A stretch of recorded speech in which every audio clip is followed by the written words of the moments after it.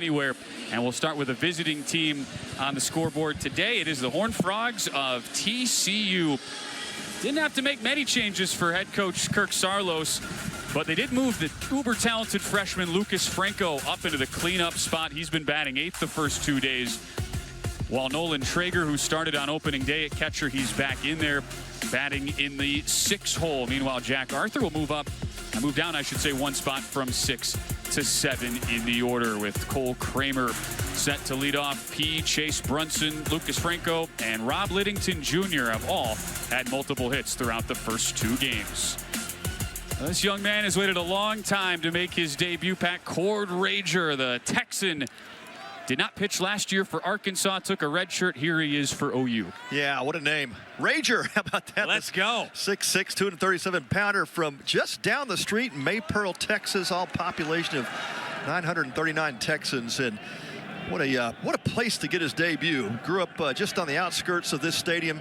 I'm sure has seen the Rangers play here many times. That's an awesome story. First pitch just inside. Same for the second as we're underway. 7:30 p.m. locally here after our previous game went into extras. 11 innings. These teams both juiced up. They've been rearing to go. Now we're late, but now we're all set. And the first strike poured in.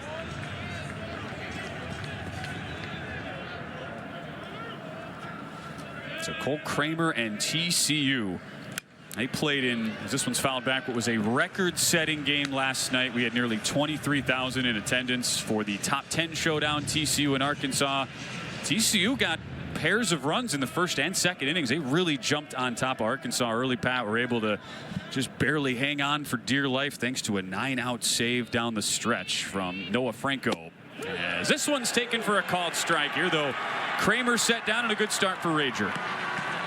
Yeah, great spot with that fastball at 95 miles an hour at the kneecaps, and great arm talent from Rager. You'll see that fastball in the mid-90s, low 80s slider, and a change. Here's a look at that Oklahoma defense. Just one error so far in 2 games, and it was a very hard error to give to Dayton Taki. We didn't think it should have been given one. Outside of that, Oklahoma defense has been sparkling. Jackson Willits, the top MLB draft prospect on the infield, anchors things at short. With a wave and a miss by Sawyer Stroh-Snyder. Well, Skip Johnson, the head coach for Oklahoma, had a number of options for this Sunday start. Could have gone with Drew Rarick, the transfer from University of Texas. Also has a returner, Gavin Jones, but the freshman Rager gets the nod tonight. The lefty just misses outside. Good news for OU, no matter what direction this game goes in. They've only used 2 relievers each of the first 2 games. Extremely good bullpen situation thanks to the outstanding starting pitching. Now Rager looks to be settling in pretty well, though. Yeah, good front door slider there on Stroh-Snyder. And guy, you don't want to let him get his arms out. Ton of power. One of the most athletic players you'll see in college baseball. Should be a high draft pick. Bites one off on 1-2. Fastball sitting 93 to start things out for Cord Rager. Challenge anybody to find a better baseball name this year in 2026. It's a good one.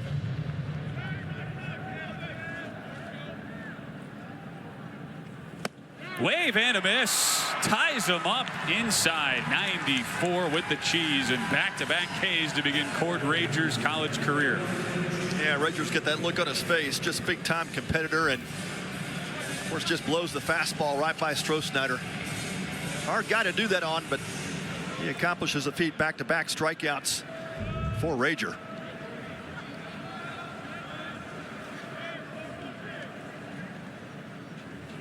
Chase Brunson taking a called strike. Saw from that last pitch with our flow tracker, so pleased to be able to bring you those looks all weekend. There's a good amount of run on that fastball from Rager.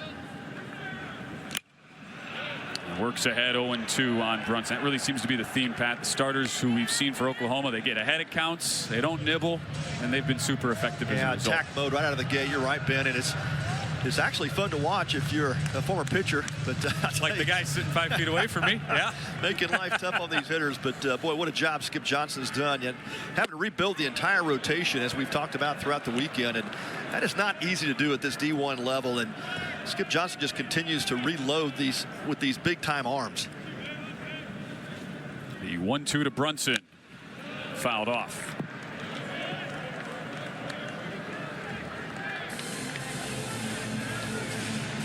Brunson with a ton of pop in his bat. We've already seen that exhibited with a home run here this weekend, and those players that Kirk Saarloos is just super excited about in the middle of this Frog lineup.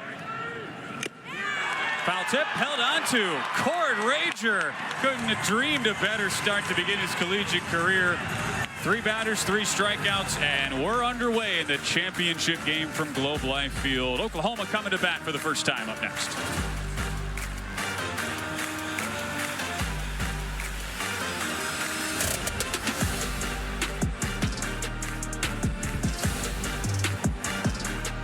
If it ain't broke, don't fix it for Skip Johnson. Everybody's in the same order they've been in the first 2 games. Hitters 6 through 8 in the lineup. Brendan Brock, Trey Gramble, and Dayton Taki, a combined 11 of 20. 4 homers, 13 runs batted in. And Jason Walk hasn't been bad either. On base 4 times through the first 2 games, and he takes a called strike. Hard to top the 6 through 8 from OU. 6 through 8 has been on fire this weekend, and what a luxury for Skip Johnson to have to fill those guys' names into the bottom of the order. Quick 0-2 hole here, though, for Jason Walk. There's a look at the redshirt freshman Lance Davis. So we saw one debutant, a true freshman, on the other side in Cord Rager. Here's another debutant, Lance Davis, who has spent a year in college baseball in the Arkansas program. Yeah, the Arkansas transfer, premium arm strength, highly sought after recruit out of high school, came out of Jonesboro, Arkansas. And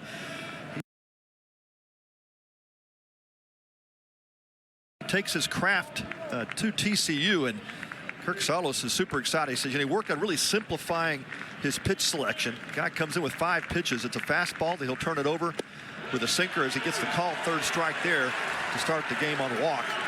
But you'll see the slider, cut fastball, and changeup. That was a slider, and that was impressive. Man. Look at the defense behind Lance Davis. They made an error in the first inning on opening day from Jack Bell. Since then, perfect. Cole Eaton starts in left. He was a defensive replacement last night. He'll make his first start.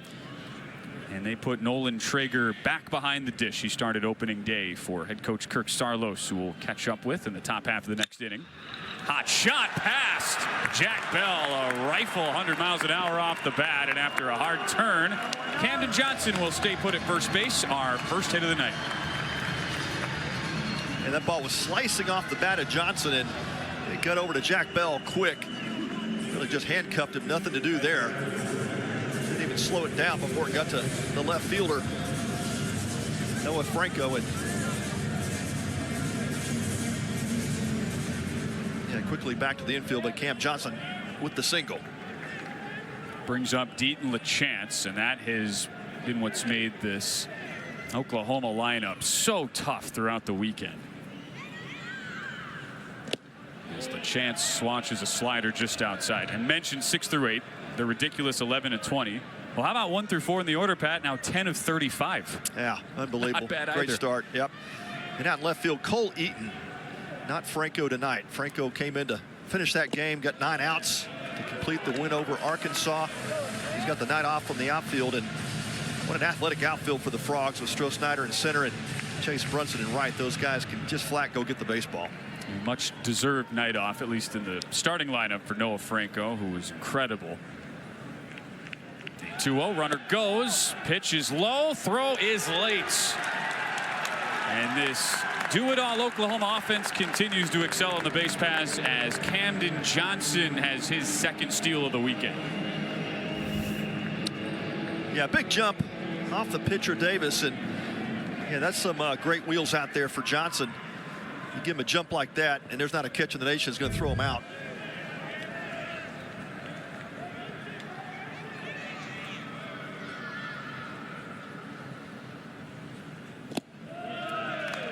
Four-pitch walk, and LaChance is aboard.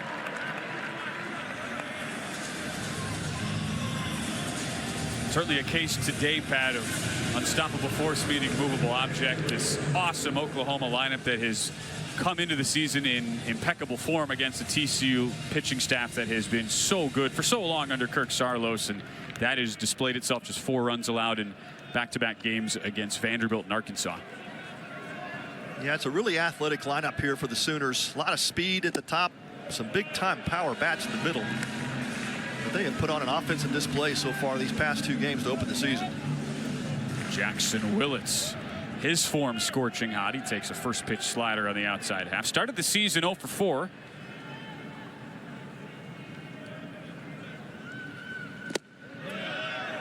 As he takes a pitch that just misses on a fastball 1-1. But since then, he's 3 for his last 5 and has driven in 5 runs. And this is the one guy that Skip Johnson does not hesitate to put in the middle lineup no matter how he's hitting. Great legacy. His dad, Reggie Willits, of course, former major leaguer. Brother came before him with the Sooner program, now playing professional baseball. And Jackson's just one of those high IQ baseball guys that really plays well what's inside his body, knows his body well, knows what he can do, and had some pop. Also a pretty good contact hitter as well. Takes on a slider down and in, and very quickly Lance Davis into a jam here. 3-1 with 2 on and 1 out.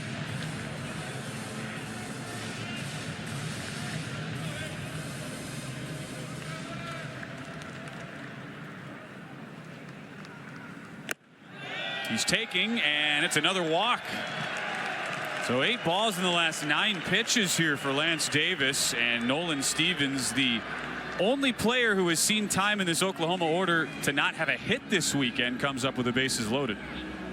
Yeah, first visit tonight for Kirk Saarloos, and yeah, Lance Davis just trying to pick a little bit too much, and this is not one of those teams you have to do that on in terms of getting ahead. You have to get ahead of these Sooners because they will take advantage of very patient hitters, but they'll take advantage of those counts that when they fall behind. And it's a big moment for Davis. You see Kirk kind of getting in his ear a bit. It's really challenging his pitcher to compete into the zone.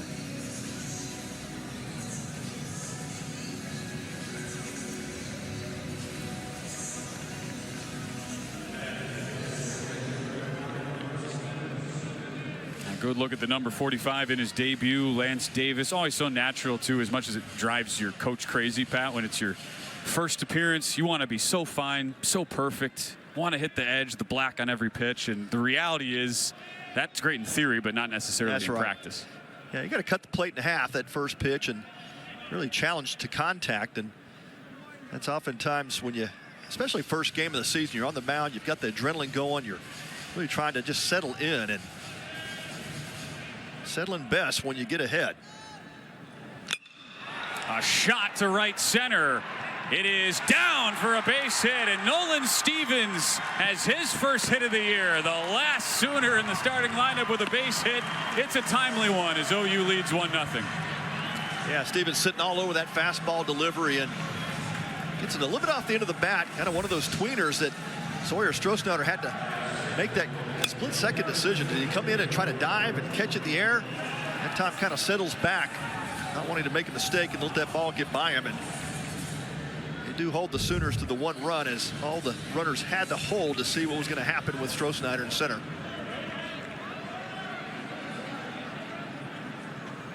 Brendan Brock, he is no stranger to the bases loaded situation, is he?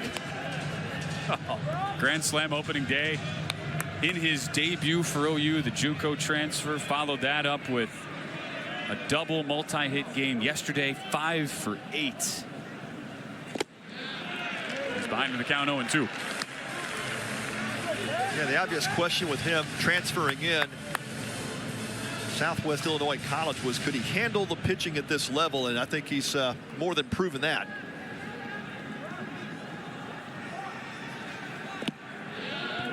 Slider down and away. So for a guy Lance Davis who has a lot in his arsenal, Pat, they told us coming into the year they really wanted to focus on honing in on a couple pitches, 2 or 3 that he felt good about. And so far it's really been a lot of the fastball and the slider. See if he goes back to it. He does, and it's a chopper. Could be 2, 4, 6. Not in time on the return. Great speed by Brock to drive home a second run for OU. Yeah, a little difficulty on the transfer between Kramer and Franco. Kramer had to sit back on that chopper. It's a difficult position for that shortstop to be in. He has to come across the bag and make that snap throw, and just a slow developing play out of the gate. So the Sooners pick up their second run on the fielder's choice. They get 6 RBI. And now from this 14 RBI, I should say, from the bottom of this order, 6 through 8 for Oklahoma. And Trey Gamble has 5 of those, along with 2 homers.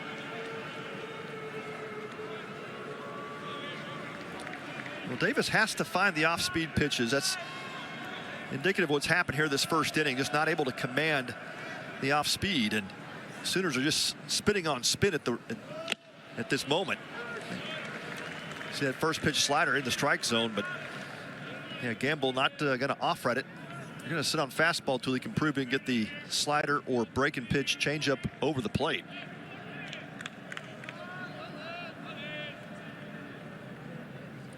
Runner goes. That's outside. They do throw down. It's a good one, but just a hair late as Brock shows off the wheels. Well, Davis not paying much attention in terms of pickoff attempts, and another big jump there from Brendan Brock. It's another Sooner yet in scoring position. Willett staying put over at third. It's a 1-1 count to Trey Gamble in Oklahoma. They've jumped on everybody they've played this weekend. And it's fouled off. And how about the weekend Gamble's putting together? My goodness. 4 for 5, 2 homers, 5 driven in, 4 walks. And just an .889 on base percentage through 2 games. Now, of course, he won't keep that up all year, but what a start for Gamble. High chopper played on a second out by Cole Kramer. Makes the play and ends the inning. Once again, those Sooners bats stay hot. A crooked number in the bottom of the first. Camden Johnson and Deaton LaChance each cross the plate. It's 2-0 OU heading to the second. Championship game. Time for a chat with Kirk Saarloos, head coach of the Horned Frogs, brought to you by Shriners Children's, the most amazing care anywhere. Kirk, been great catching up with you all weekend. Bit of a shaky start out of the gates here for Lance Davis. What did you talk to your youngster about there? Well, I think he was being a little too passive. You know, told him, you know, he's got too good of stuff, and you know, this is his first time. He redshirted last year, so this is his first time in a competitive game in quite a long time in terms of you know, playing an opponent. So trying to get the nerves out of him, understand that he's got really good stuff, quit being passive, and start attacking the strike zone a little bit better and pitching ahead. And you know, hopefully we can get him going here. I know we will. Yeah, Kurt, back home since been a great weekend for you guys. A couple of gritty wins over Vandy and Arkansas. And you told us we might see Noah Franco out of the bullpen, but did we expect to see that last night? Well, I was hoping for a good solid 1 inning, and then it was 2, and then he looked at me as he came back after the 8th inning and said, "I'm going back out." I said, "I know, big fella, you will." Yeah, that was awesome. Fun to watch. And Kirk, you know, coming into the season, I think you had a pretty good idea of what the starting pitching would look like, but with the bullpen, what's the key in these early season games as you're trying to figure out roles and responsibilities? Well, I think a lot of it comes down to those long reliever guys. Get down the corner, tag to left. Will that stay fair? No, it will not. It's kind of those long reliever guys right now in the beginning part of the year, because you're on pitch counts with your starting pitchers. You know, you're seeing guys go about 5 innings, sometimes a little bit less than that. So it comes down to kind of that next wave of guys that can get you into the 7th inning, and then you can start using the guys that you feel like kind of our back end guys to help you win a game. So that was huge for Noah and us yesterday. The guys that we used on Friday will be available back again here today on Sunday. So really, I mean, that middle stretch of middle relievers is big early on in the season. Yeah, I see that guy next to you, Bill Mosiello. Love Mosey. Yeah, he's pretty good, isn't he? Yeah, I tell you. He's got a bad knee, though. I mean, you can see him hopping. He is limping around. Yeah. What's going on, Mosey? You know, you don't rebound from surgeries when you get a little bit longer in the tooth, but that's why he's not coaching third. He said, if I can't run on the field, I'm not coaching third. So that's why Coach Mo's in the dugout. The first time in my 11 years with him that we've been in the dugout together while we're on offense. So a little bit different, but same stuff. It's like your security guard over there. Yeah. What he's looking like. Kirk, always appreciate the time. It's been a pleasure. You bet, guys. Go Frogs. Leadoff walk. Now a chopper right over the third baseman, Camden Johnson. Nothing he could do about it. The wheels of Franco go first to third, and TCU immediately putting some pressure on Oklahoma after giving up the 2 spot last inning. Yeah, great response from this TCU offense, and So we talked about that grittiness factor. You know, you love to see that early in the season, especially if you fall behind here 2-0 like they've done with Oklahoma. It's just the kind of lineup, really kind of the identity that the Frogs have built over the years. It's that strong pitching, great defense, but grittiness on the offensive side, and showing it right there with Liddington get that high chopper single.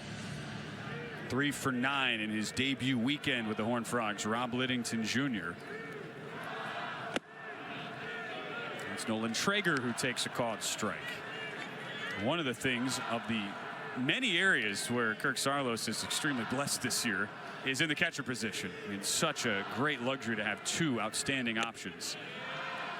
And as Traeger takes a fastball outside, they started Brady Dallimore there last night, and how well did he hold himself, Pat? I mean, in a first career start against Arkansas, and now they can give Dallimore the night off. Get their veteran guy, Nolan Traeger, second team all Big 12 last year, in there.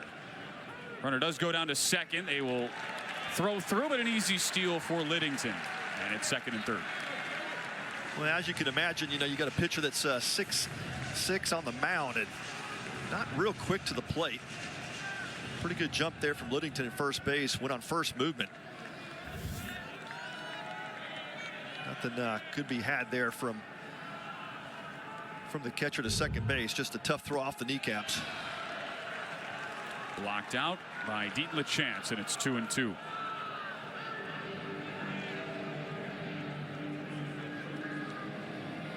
And LaChance catching his 3rd game in as many nights.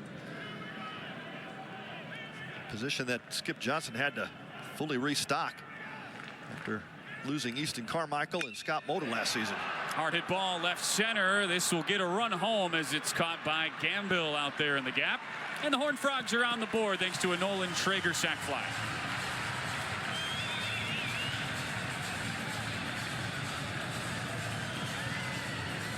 And just a veteran hitter that doesn't give in there. Just goes with the pitch. Good job of getting it deep to the outfield. Easy run and score for Franco from 3rd base.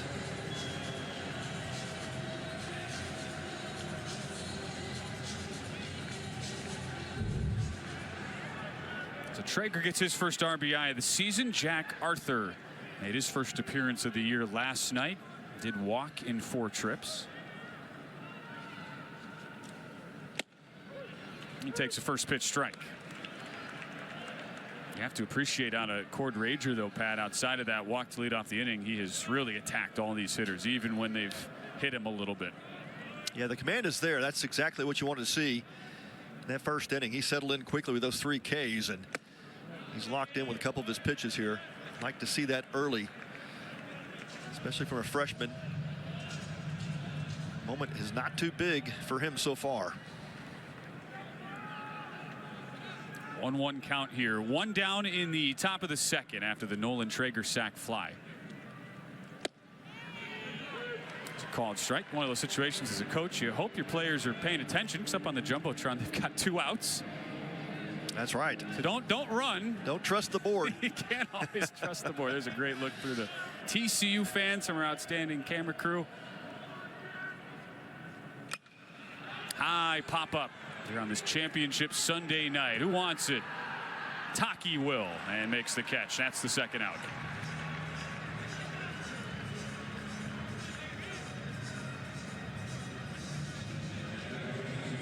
That brings up Jack Bell. It's part of this really dynamic Horned Frogs roster that has so many of the talented sophomores coming back from their freshman seasons last year, as that heralded recruiting class was, but also a lot of vets, and Jack Bell is one of them.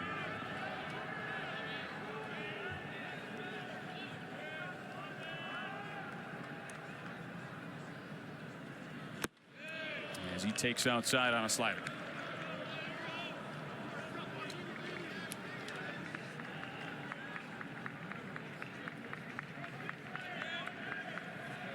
This is Oklahoma's first chance to play a night game. They had the tournament opener Friday morning here in Arlington. Throw behind. Almost got there with Liddington. A little aggressive off second. Well, got to be a thrill here for OU. They get the night game. It's a championship environment. And you wondered how would TCU come back after that 23,000 attended game last night that was unbelievably electric. Felt like we were in Omaha. and a bit emotionally draining. You know, at the end, they were just hanging on. Noah Franco shut the door, but there was a couple of times Arkansas could have tied it, had runners in scoring position. It was an exciting game last night, and of course tonight now playing for the trophy. Be a great presentation at the end of the game here for the winner of the Shriners Children's Classic. Good pitch on the front door, and it's 1-2 to Jack Bell. This is the 6th year of season opening college baseball here at Globe Life Field. 3rd year we've been under the Shriners umbrella, and the 1st year we're going to have a team go 3-0. Question is who?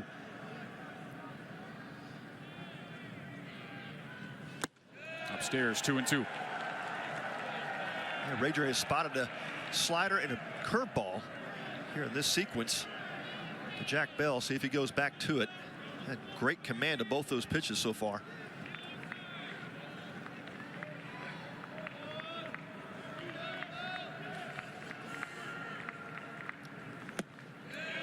Bit of an overthrow, and the count runs full. Skip Johnson, so known for the transfer products, whether it's JUCO guys, D1. He's brought in a ton of them over the years, resuscitating their careers. But here he was able to find this guy, diamond in the rough, true freshman from a town less than 1,000 population, and here he is in his first career appearance, getting a swing and a miss.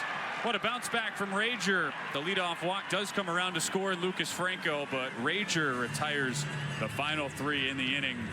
As we head to the home half of the second, we're underway. Championship Sunday night here at Globe Life Field. It's an early 2-1 lead for the Sooners.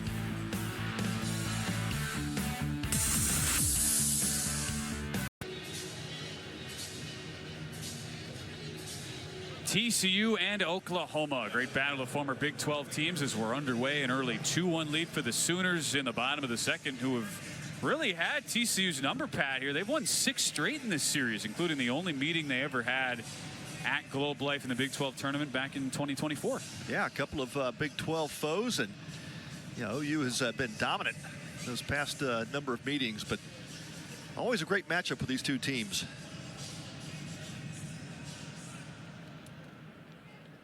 OU going to the SEC last year, and with a win would make it 3 Shriners Children's champions out of the SEC. Tennessee won it the first year we had the event under the Shriners umbrella. Texas won last year after getting walked off upon on opening night, but they bounced back. Dayton Taki here starting this bottom of the second. I'm just happy we don't have to go to the run differential. That's how we had to decide this tournament. That's the last 2 years. This feels legit. It does. Yeah, the true champion, right? The 3-0 team. And yeah, it's not that hard to believe, though, that teams have won this thing at 2-1 records. You look at the history of this tournament, just the great teams that have come through here, typically kind of a Big 12 SEC flavor. And over the years, we've seen some outstanding teams. A lot of these teams have gone on to the College World Series. Tennessee wins it. High fly ball down the right field line. Kramer, Brunson, both there. It's Brunson with the call and the catch. Well, even not considering that this event now is stretched out over 3 weekends, even if you just took the first weekend alone, the Shriners Children's portion, we've had at least one College World Series representative every year going back all 6. That's right, and a couple of champions. Now, last year through the 3 weekends, we ended up with 5 of the 8 Omaha teams, 89 draft picks. Wow. Only question is, it's getting harder and harder to one-up ourselves. That's right. I mean, to try to say we're going to get 5. We do have the #1 overall team preseason poll, UCLA, coming in here in a couple weeks. As a called strikes taken by Kyle Branch. But what's also special is usually there's one unranked team preseason that comes out of here and ends up in the rankings pretty quickly and ends up making a run to Omaha. And OU did that certainly. in 2022. They would certainly be our leader in the clubhouse this year. There is no doubt. I think obvious questions for OU coming into the season was just that rotation. What was the weekend rotation going to look like for Skip Johnson? Slow roll to the right side. Kramer, easy as can be, handles his position so well. And there's a quick 2 outs. This has been much better here from Lance Davis after the shaky first. Yeah, much better dialed into the strike zone, establishing the breaking ball early on against Taki, and now starting to settle down a bit. I can tell you, it just doesn't matter. You know, opening weekend, your opening start of the season, the nerves are there. Just a matter how quickly you can really dial into the glove and just settle down. You know, the breathing helps, certainly the focus, and sometimes working yourself out of a jam. That'll get your attention really quick. 1-0 here to Jason Walk. And get that blood pressure up right away. Slider in there for a strike. You were in all sorts of roles in different staffs. What was the hardest? Was it being the fifth starter where you had to wait the longest, or was it opening day? Yeah, I think just knowing the role, that really helped. You know, Yeah. of course, Major League a little bit different in terms of, you know, you kind of get figured out in spring training who's going to start where. As Walk keeps the inning alive, continues his big weekend, third hit in 10 trips, and is always a threat to run.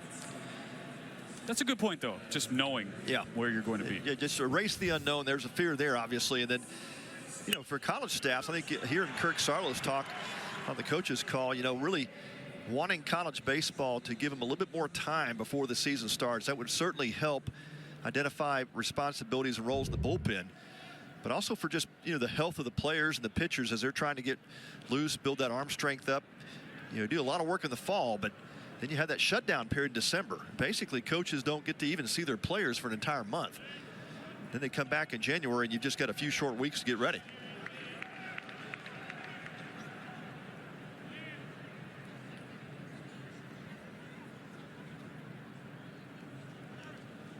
As Camden Johnson takes a first pitch strike. Seems like that was a theme in pretty much every coach call. We talked to them about the state of the game. It's, hey, why don't we shift the season a little bit later? Right. After all, we are getting to a place where college baseball much more reflects the current minor league setup anyway. Fewer and fewer guys are getting drafted out of high school, or if they are, they're still coming to the college ball level anyway. That's right. Just ask any northern team how you want to play in February. That's sure. Even some of these teams just trying to get outdoors to have practices. I mean, we had an ice storm blew through Dallas just a couple of weeks ago, shut everything down for a week. So there are those challenges as well. Johnson, big wave and a miss. Pull of the string by Lance Davis, and it's 0-2. Yeah, starting to get a feel for the off speed. Good change up there, and Jason Walk at first base should be taken off here, I would imagine, on the 0-2, 1-2. May wait for one more pitch. 0-2, not a great count to run on. He will wait, and it's fouled off.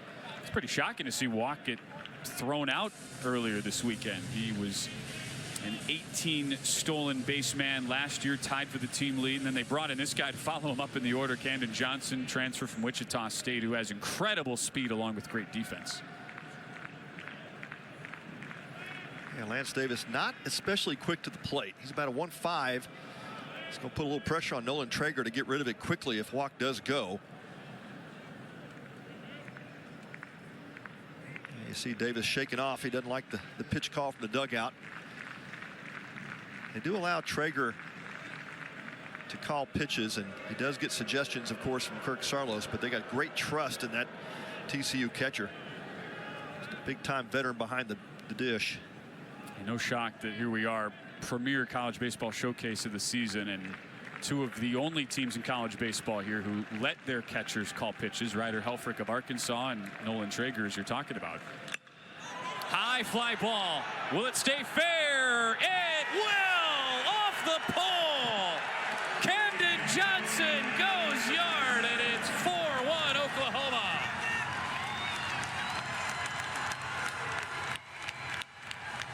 Well, if that's the pitch Davis was shaken to, that was the wrong one. The hanging slider and a middle end part of the plate. Camden Johnson jumps all over it. About halfway up the fair pole out there in right field.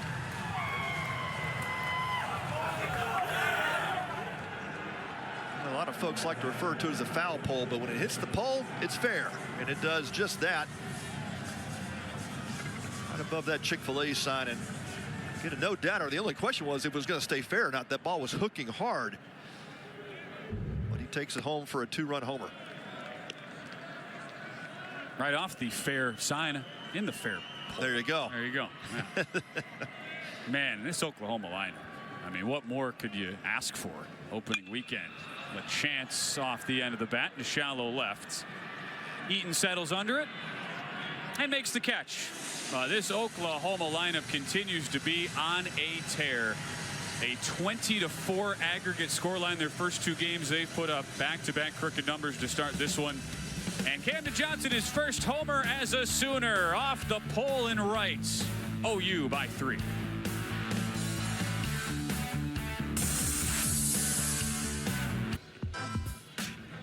It's a 4-1 lead for Oklahoma to the 3rd, and the starting pitching dominance has continued. All started Friday. Cam Johnson, 11 punch-outs in 6 innings in a 10-3 win over Texas Tech. Here's how it looked on opening day. He was awesome. We were going all right. He's got the command figured out, Pat. Then it carried over into Saturday, and L.J. Mercurius somehow one-upped him with 12 strikeouts. Yeah, he said, okay, I'll do you one better than that. But, man, what a job these starting 3 have done for Oklahoma. Rager with 4 already in a couple of innings. These are some power arms, and not only power arms, but some really good stuff behind the fastball. And each of these 3 has been really impressive. Great start here for Rager as well. And they've all been working ahead. Rager with the first pitch strike, now misses with a slider just outside to Cole Eaton in his first AB of the year. Came in as a defensive replacement late last night. And that's all Oklahoma faced as they ended last season. They lose the top 2 starters, Kyson and Malachi Witherspoon, brothers, taken overall by the Red Sox and the Tigers, and then Cade Crossland taken in the 4th round by the Cardinals. And so Skip Johnson's left without a rotation. Well, it's only happened back in 22 and 20 as well. We lost all 3 of his weekend starters, and not a big deal for Skip Johnson. Nice scoop by Taki. A low throw there from Jackson Willits, and Rager gets some help from his defense.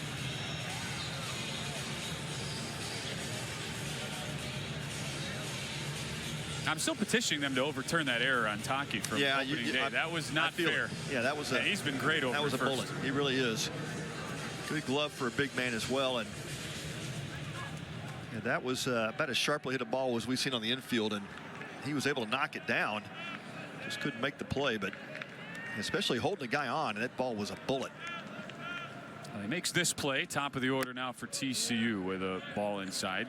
Everything you say, though, about all the pitchers Oklahoma has to replace. If you didn't know any better, you just dropped in from Mars and you're watching this team for the first time, you would have just assumed this weekend rotation has been in place like 2-3 years with how comfortable they all look out there. That's exactly right. I think it's just a testament to Skip Johnson. You know, he's also known as one of the college baseball's best pitching coaches, and just a great pedigree in that area, but a great developer of talent. You give him an arm and he'll figure out how to make a pitcher. And the rare 3-ball counts we have seen, only the second so far, as Rager starts his 2nd time through the order, and Cole Kramer, who struck out looking to begin the game. The guy the Frogs call Grandpa. He's been around the program a while. It's a called strike. Love to have a Cole Kramer in your lineup and in the clubhouse especially. Just a great leader. High pop up here. Long run for Walk and for Stevens, but it's Jason Walk, the center fielder, who makes the catch, and Rager battles back after falling behind 3-0. And nothing coming easy against this Oklahoma staff. Forces you. We saw this from Texas Tech Friday and Oklahoma State Saturday. Trying to be aggressive, trying to get the pitchers out of their comfort zone. It was just an easier said than done sort of thing. Yeah, it's 3 really good quality arms in the rotation. I think what you're looking at too is as these guys mature, get a couple more starts under the belt, a lot remains to be seen, but certainly the talent's there. We've seen that first couple of starts here. And Cole Rager, if he continues the way he's going, well, Skip Johnson's going to come out of here with a lot of questions answered in terms of, can these guys, these 3 new starters, handle the pressure? As a look at Skip, we'll talk with him in the home half of the next inning. His Sooners have been dialed in. Sawyer Stroh-Snyder, big wave and a miss way out in front, and it's 0-2. And with Oklahoma, you knew the offense was going to be elite. It's just a matter of starting pitchers coming through, and they're going to make a lot of noise in the SEC.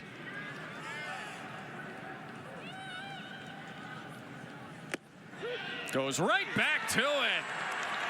Another punch out for Rager. That's 5 in the first 3 innings. Locks up Stroh-Snyder. And we go to the bottom of the third. Get to talk with the head coach of the Sooners on the other side, Skip Johnson. OU on top 4-1.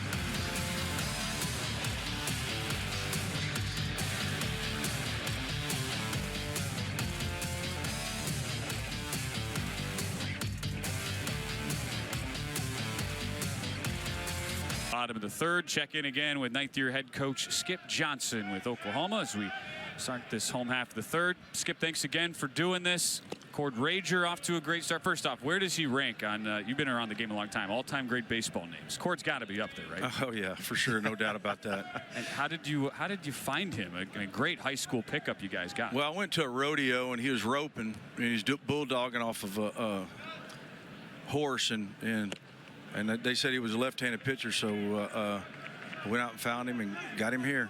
Now, you know, Coach Raley and Coach Butler saw him, and that's a good. I love it, Skip.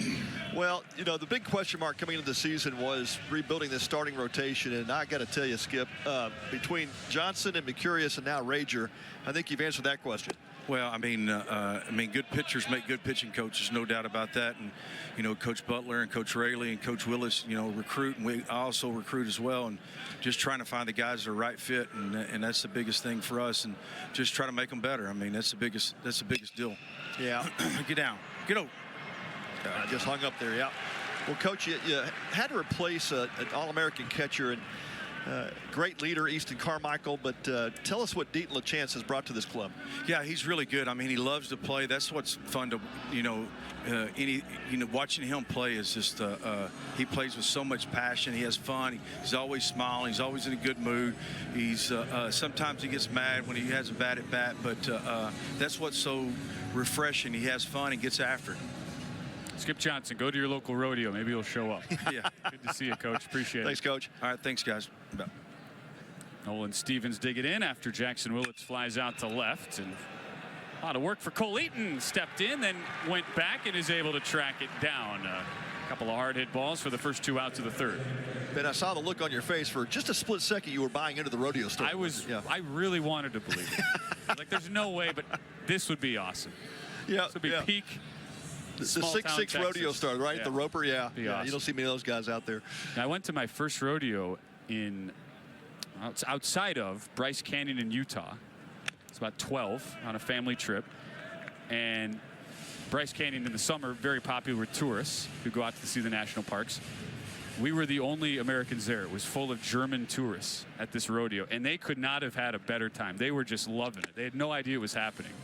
And I was like, is every rodeo like this? And my dad said, no. No, that's right. But it was my first, and I'll never forget it. Well, I've been to Las Vegas last 2 years watching the NFR finals, and I coach one of the steer wrestlers out there, a guy named.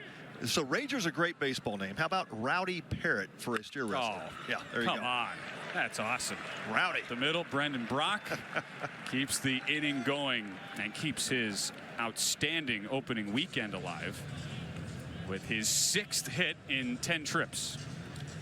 Yeah, what a find again for Skip Johnson. I mean, Brock's a guy you may see as a backup catcher at some point. He's just a versatile guy, super athlete. But you're not going to be able to keep his bat in the lineup. And it's one of the risks you take having both of your catchers in the lineup at the same time, and one goes down, but Brock can put the pads on and take the gear if needed. But man, he is on a roll. And now Trey Gamble, if it were not for Brock, you'd probably say Gamble's the hottest hitter in this lineup. 4 for 6 with a couple homers in the first 2+ games. Although it feels like a moot argument even trying to go, okay, who is the best hitter right now in this OU lineup? Because they've all been mashed. They're all pretty much on fire, but Gamble's been a little bit more special, and great bat-to-ball skills. I mean, he's a good contact hitter, and we've seen the pop already. A couple of home runs in the tournament.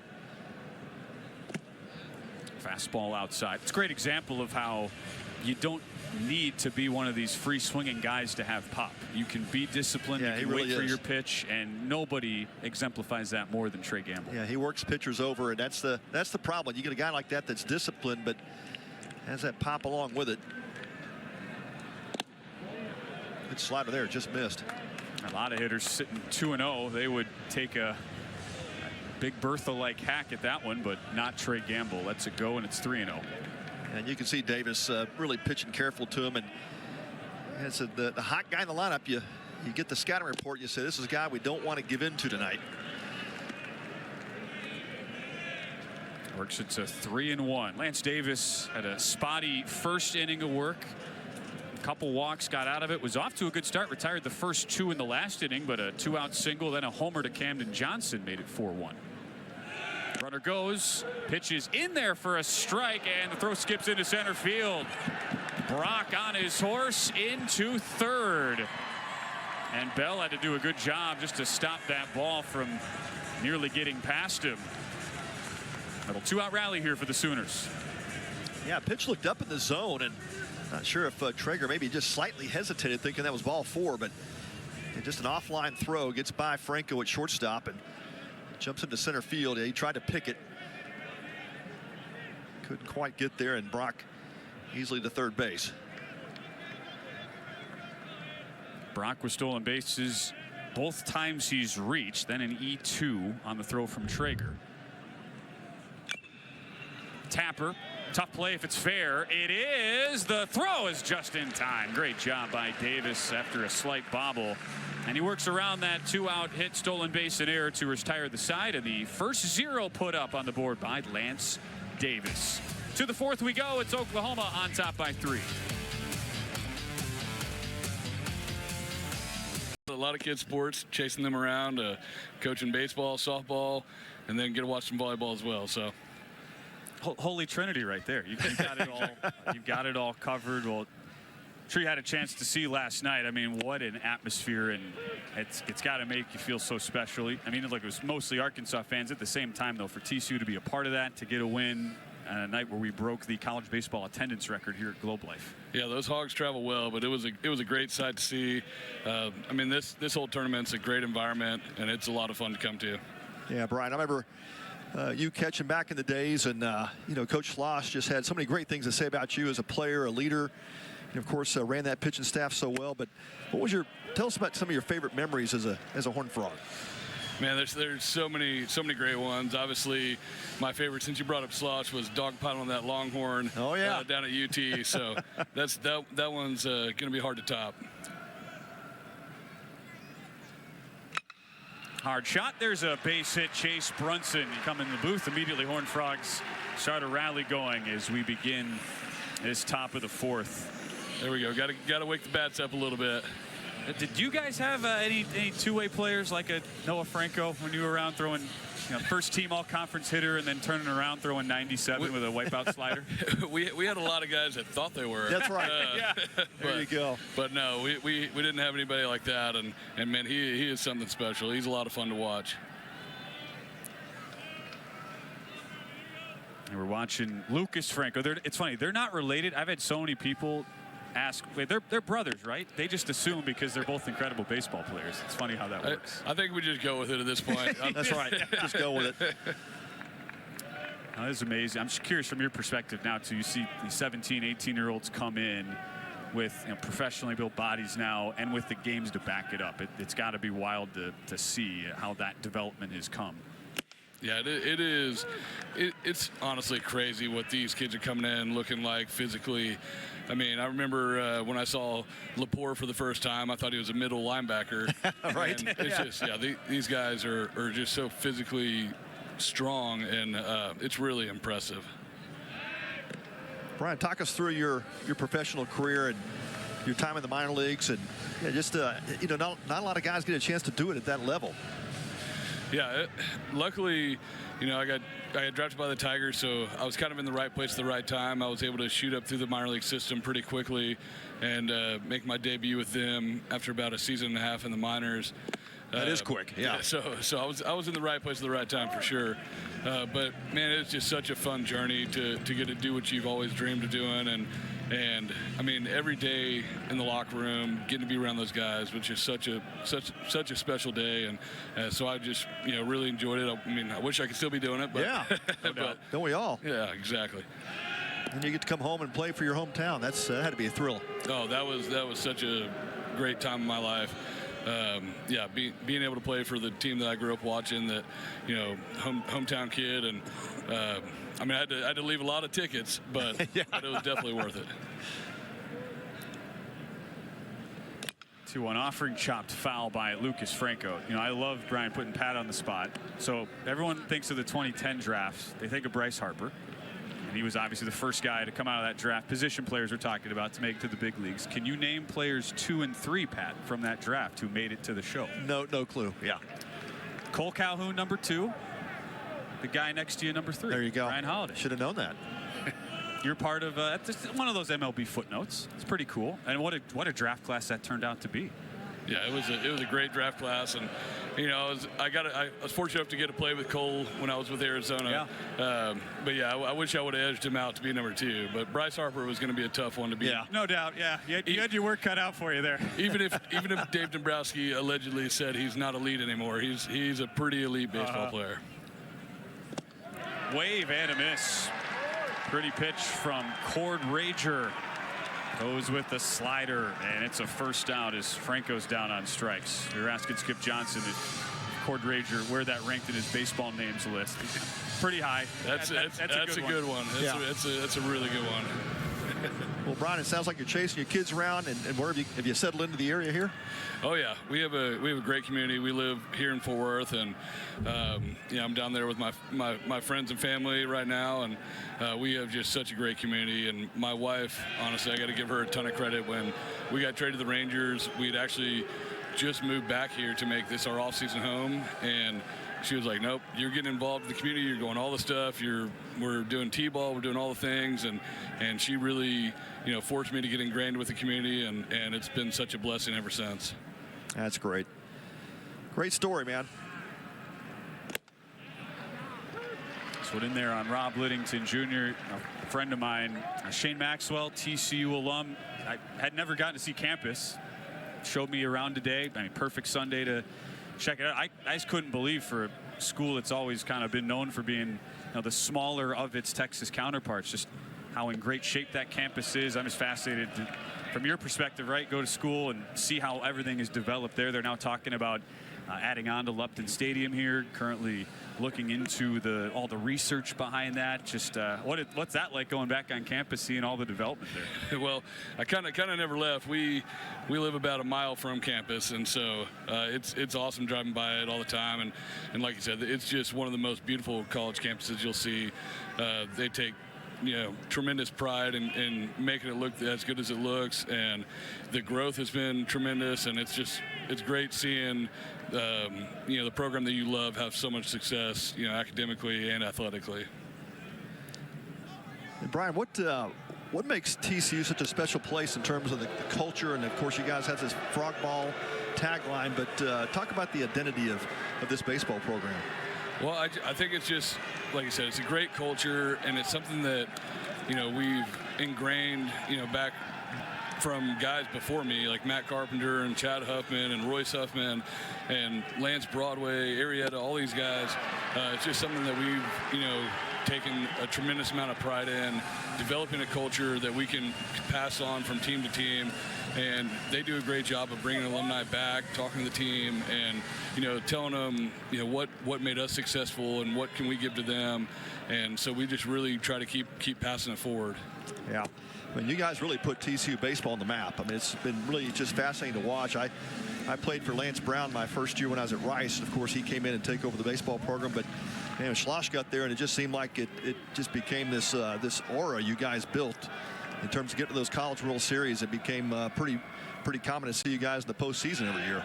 Yeah, we definitely had a chip on our shoulder, you know, being the small private school, right. And we wanted to prove everybody wrong, and so, you know, we just took that attitude, and we played every game like it was our last, and we just wanted to go out there and leave it all on the field, and when you get a bunch of guys that buy into that philosophy, then you'll be tough to beat. Talking with Brian Holiday in the booth right now, former TCU Horned Frog, as Liddington chases a fastball upstairs. There's the second out of the inning.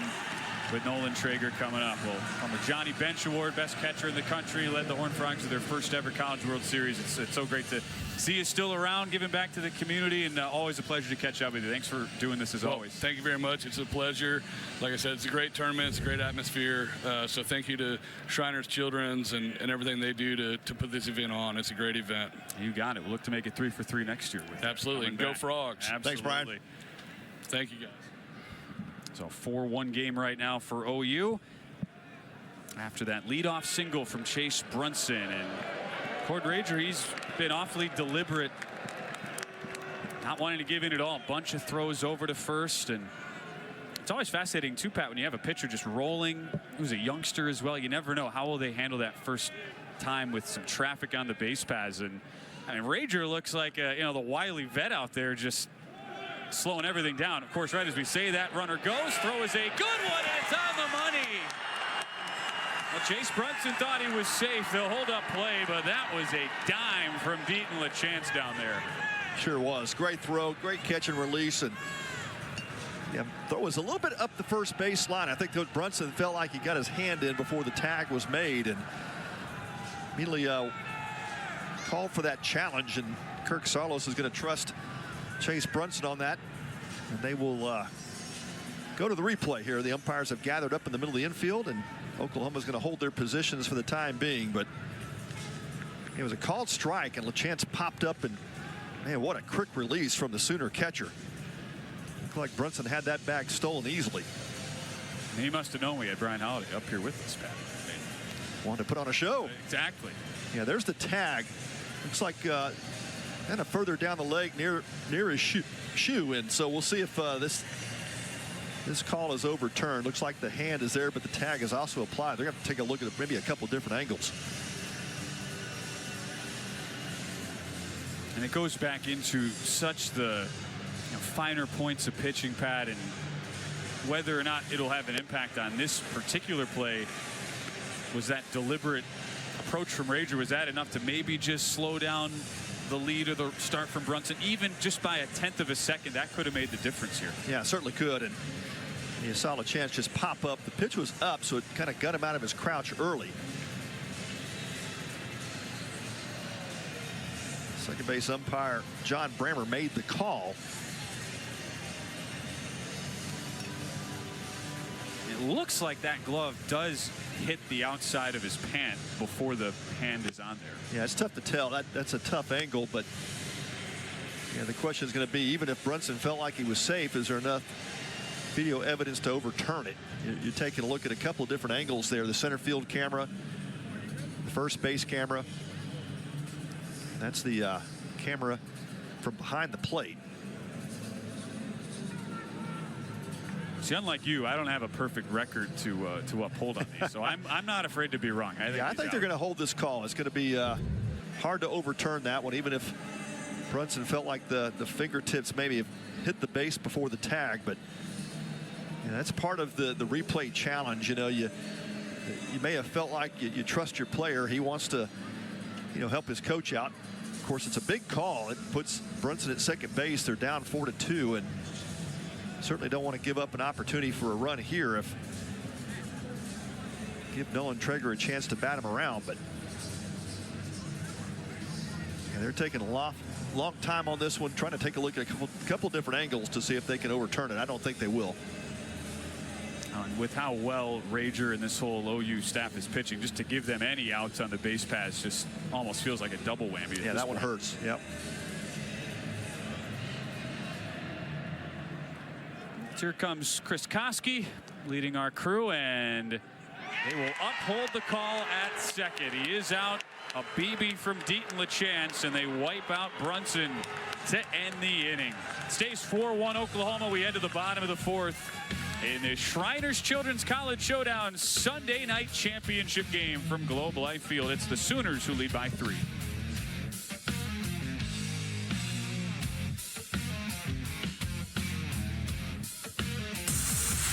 You see out there in center field. Gotta love it. Great fan support, and thanks for opening up your checkbooks and your wallets. Great cause here for Shriners Children's. 100%. Meanwhile, new pitcher into the fray for TCU, Trevor Baumler. candidate to become a weekend starter at some point. 13 appearances with 8 starts last year. Had a really good summer in the Cape Cod League, and he enters in the bottom of the 4th. Called strike to Dayton Taki. Yeah, Baumler, a strike thrower, and not an overpowering fastball. He'll sit low 90s with it, but great off-speed deliveries to complement it. Throws a lot of strikes. Just outside on 1-1. That was an up and down debut for Lance Davis. At least was able to get a 0 on the board in the 3rd inning. Those first couple, though, a little shaky, but not a shock for a guy who had spent an entire season redshirting. His first full game action, as that one's in there for a strike in over a year. You figure better days ahead for Davis, who's got tantalizing stuff. No doubt, we've talked about all weekend just the Oklahoma offense is creating havoc against pitching staffs this weekend, and you make a mistake in the zone and they have a penchant for making it hurt. And they certainly did today with Lance Davis. Just a couple of mistakes in the zone, fell behind a few times that first inning, just really had trouble settling in. Oklahoma took advantage of it.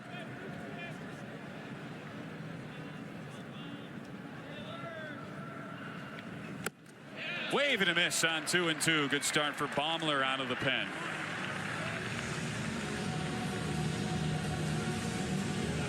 That time went upstairs with the 4-seam fastball, and Taki went chasing. Yeah, good setup. A couple of good off-speed pitches early in that count.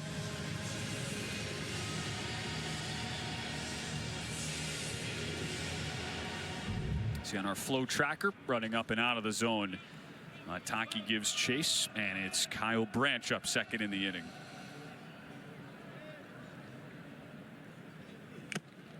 A foul tip, strike 1. Well, last year Baumler ended the season. He was in a rotation battle looking to get into that Sunday starter mold, but he had Cademan Parker, was an experienced guy, ended up kind of winning that job over him. We did see Baumler here.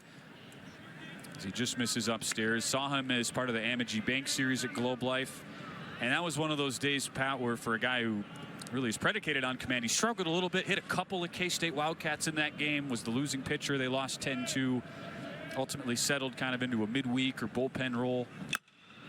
This ball hit out into medium right center. Easy does it for Stroh-Snyder for a second out. But there's a reason why he came onto campus, and Kirk Sarlos gave him a shot in the rotation. Yeah, no doubt.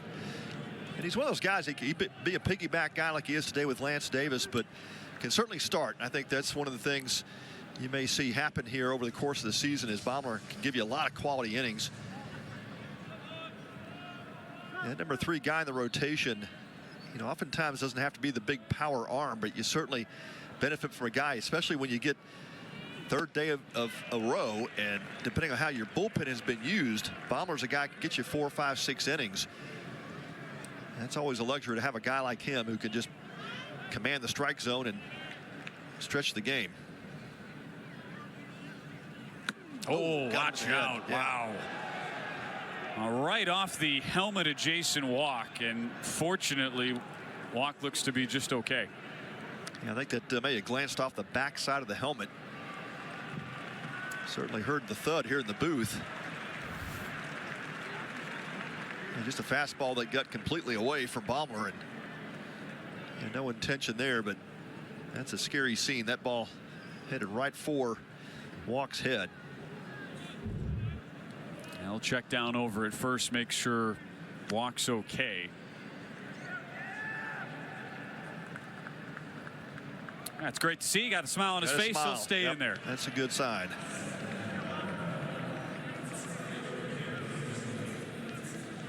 On the second inning, Walk reached with 2 outs, and it set up Camden Johnson, who hit one off the pole down the right field line. That was the last score in this game. OU with crooked numbers in the 1st and 2nd innings. They lead it 4-1 here, bottom of the 4th. Championship game of our Shriners Children's College Showdown. Takes a fastball just upstairs.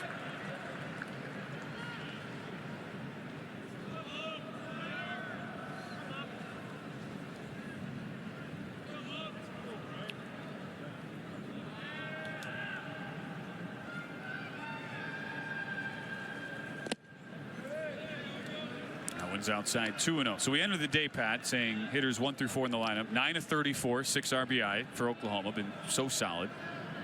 Well, you look at it today. 3 hits, a homer, 2 walks, a hit by pitch, and we are just starting the 3rd time through the order. Yeah, I think they were getting a little, a little jealous of that 6, 7, 8 lineup. Hey guys, we got to start pulling our weight up here. Yeah, the big home run from Camden Johnson, his last at bat that hugged the foul line, did hit the foul pole.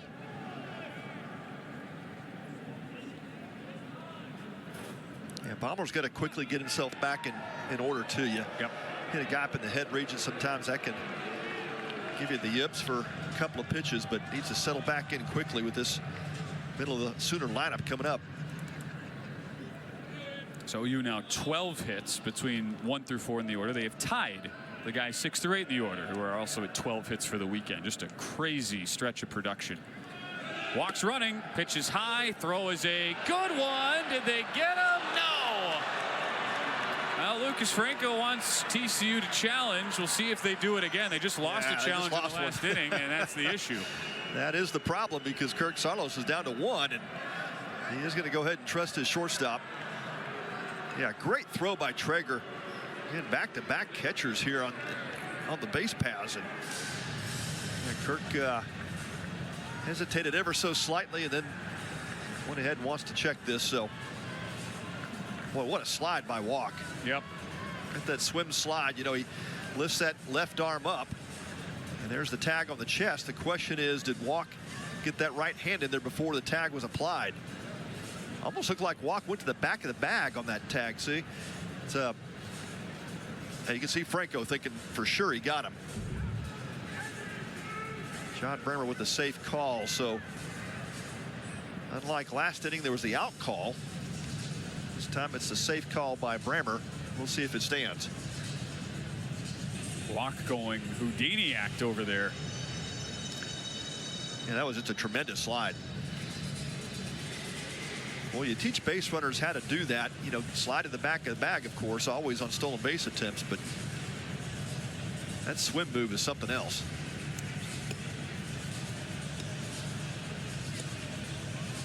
That's pretty rare, too, that you see Coach run out of challenges here before you even reach the 5th inning, but it's one of those gray areas, too, for Kirk Saarloos. It's like you're already down 3 runs. It's one of those plays you so often see a great play defensively, and throwing out the best base stealer in Jason Walk would certainly fit that bill. It can work so much in positive momentum for you on the other side. Is it worth going right back to the well on the challenge and risk being out of them? That's right. And it's early in this game, a lot of game left, and you could have a really close play at the plate. They would not be able to challenge that should that come to pass, but yeah, certainly with John Walk, you want to keep him off second base. Single is going to easily score him, and it's a key spot in the game as well. You know, you're down 3 runs, bottom of the 4th inning. You just can't let this game get too far away from you. And the hand has not yet touched the base, and there's the glove on the chest.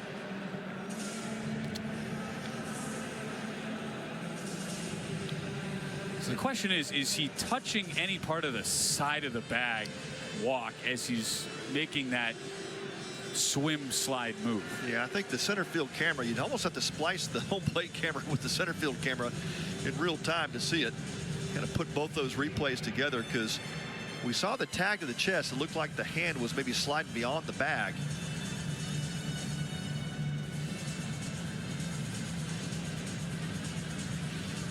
I don't see how they overturn this, got to be honest. Yeah. And that looked so bang. And a frustrating sequence here if you're a Horned Frog fan. You've had a couple of 50-50 calls go against you, and you could potentially be out of challenges here if this one doesn't go your way. Yeah, again, a long time in the replay booth here to try to decipher this out or safe call. It's almost just like the call we had last inning on the stolen base attempt. It's probably the call on the field is going to stand because there's just not enough evidence to overturn it. I'm going to go in that direction. I'm with you. Kirk Saarloos looking on.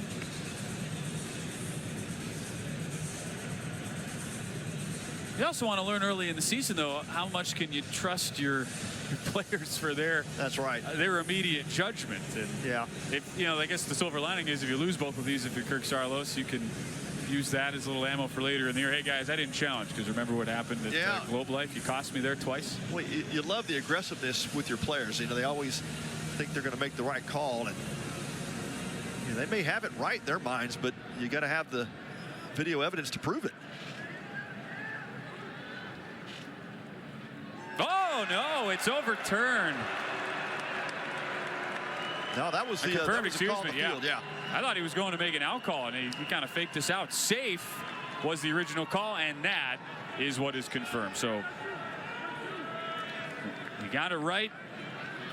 I think this was probably a case that just stands. Yeah, and I think the same as last inning. It's just not enough, replay evidence to overturn the call. So Brammer is 2-0, the umpire on the field. Yep.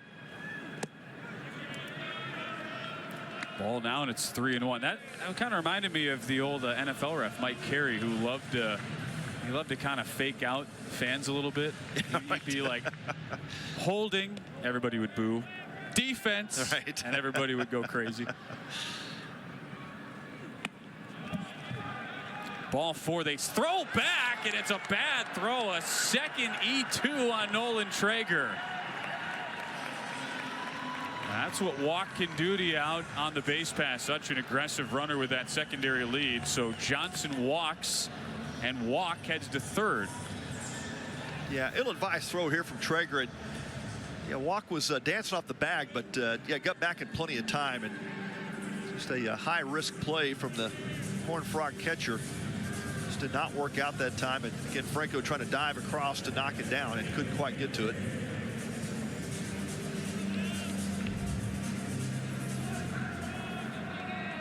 Second straight inning where TCU records the first 2 outs, then gets into some trouble. Second straight inning with a stolen base and an E2 on Traeger. Deaton LaChance in a big spot. Takes a first pitch called strike. The Canadian 2 for 7 coming into today, this opening weekend. Walked and scored in the first. Chance to put some separation for Oklahoma, up by 3 already. Well, you can't call him the Mad Canadian, because apparently, according to Skip Johnson, he's always got a smile on his face. So, a guy that brings a lot of joy to the game, and he is living it up here in a Sooner uniform.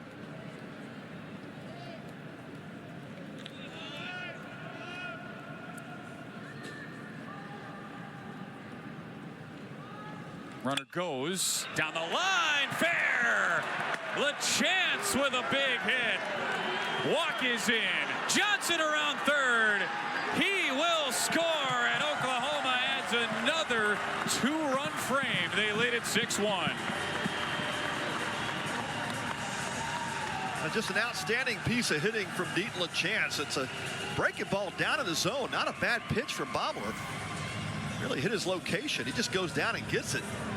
The ball skips by the third baseman, Jack Bell. Not much he could do about it. It just kind of rattles around that corner before Cole Eaton can get it back to the infield, and a couple more runs come around on that 2 RBI double from Deaton LaChance. What'd Skip Johnson say? Always has a smile on his face. Well, he was certainly enacting that coming into second. First RBI as a Sooner, third hit of the weekend as he drives in 2, and now Jackson Willits has a chance to keep the inning going with a 1-0 count. Yeah, second time this game, the Sooner offense, a couple of quick outs in the inning. Then they put together a 2-out rally, did it back in the second as well.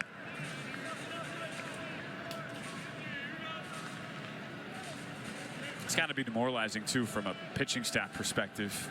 Get first 2 outs, feel like you're good, establishing a rhythm, and then all of a sudden it just falls apart a little. Well, this offense is just rolling. It such a high potent offense, and just no rest in this lineup.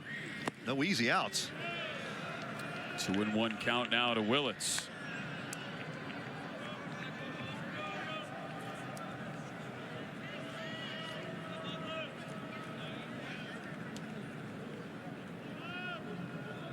one of 2 returning position players to start all 60 games for Oklahoma last year.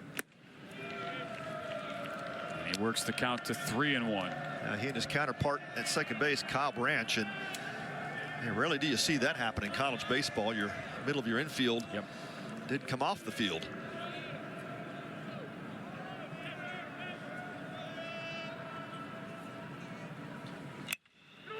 A frozen rope. That one's down the line. Willits keeps the inning going. LaChance scores. Throw off the mark, and it's back-to-back doubles. A 7-1 Sooner lead.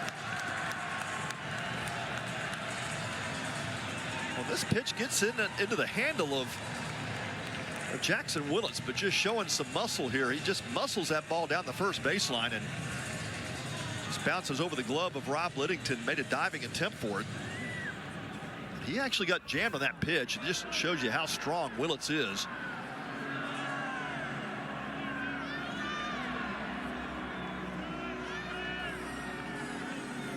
The Sooners just continue to add to that lead, now 7-1. And a tournament leading 6th RBI for Jackson Willits. He'd been in a tie with his own teammate Trey Gamble with 5.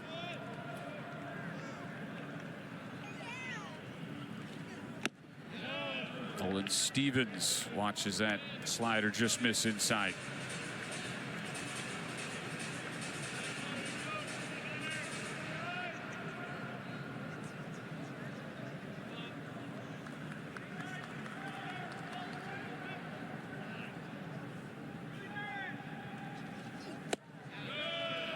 Called strike there. You said it, Pat, after the hit by pitch. Trevor Baumler hit Jason Walk in the back of the helmet. He said he had to settle down, and then you get the long review. Just feels like he hasn't been able to get back into that rhythm. Kind of lost that rhythm there with the hit batter. That was a long review, at least 2 or 3 minutes. You almost need like a mental reset as a pitcher when something like that happens. It's a long break. Well, they really commended Baumler for a couple instances last year where everything that could go wrong did against him, but he bounced back and was really good the next time out. Here he's got a 1-2 count with 2 down to Nolan Stevens. Yeah, it's good stuff. I mean, he's been working ahead and making some good pitches. That one that LaChance hit was a really good pitch. Line drive right at Lucas Franco. Inning finally ends for TCU, but not before the Sooners hit him with another crooked number. A 3-spot, back-to-back doubles. Deaton LaChance down the line, driving in Walk and Johnson. And Jackson Willits follows his teammate up with a double of his own. And it's Oklahoma on top 7-1 as we go to the 5th.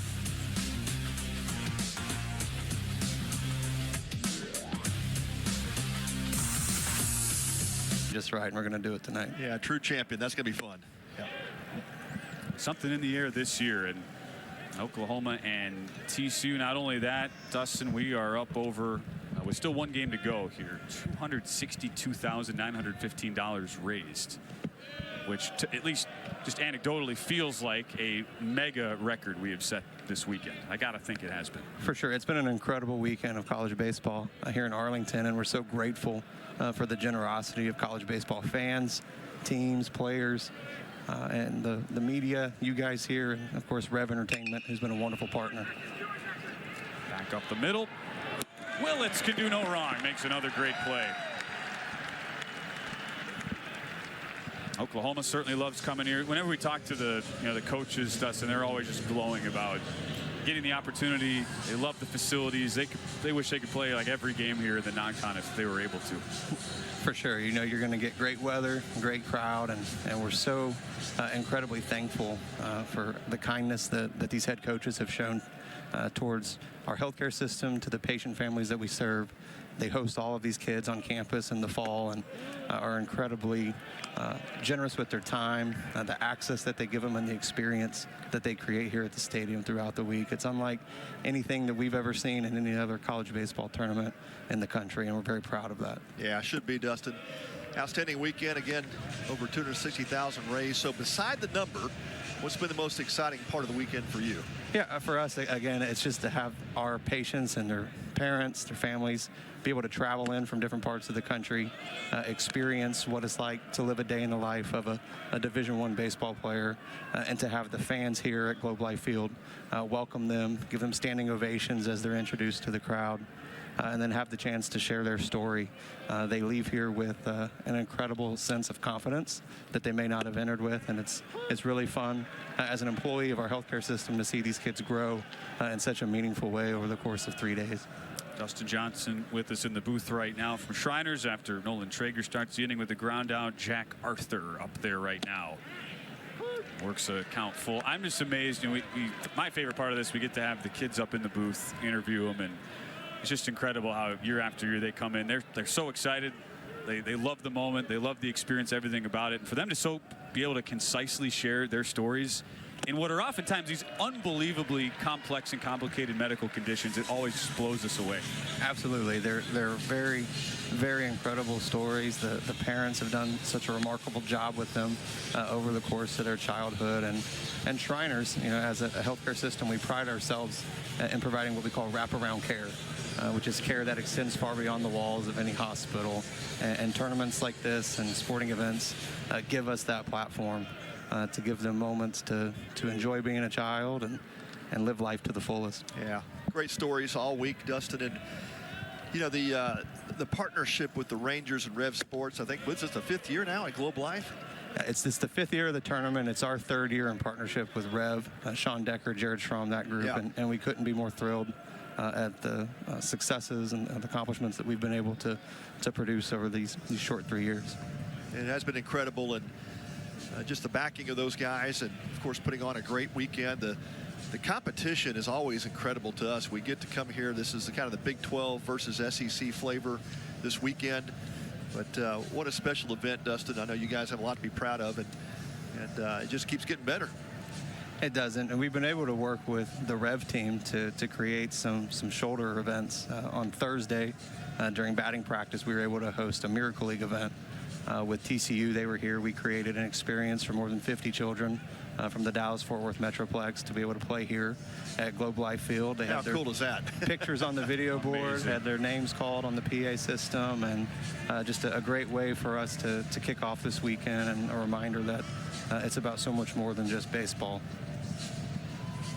You certainly see it when you talk to the players, not just the coaches, everybody. Sometimes there's that reluctance. It's like, okay, this is maybe part of the job, but they truly go all in. I mean, they embrace this to a T, understanding that it is such a bigger thing than just the games this weekend. I'm sure that's got to make all of your hearts super full to watch that play out in real time.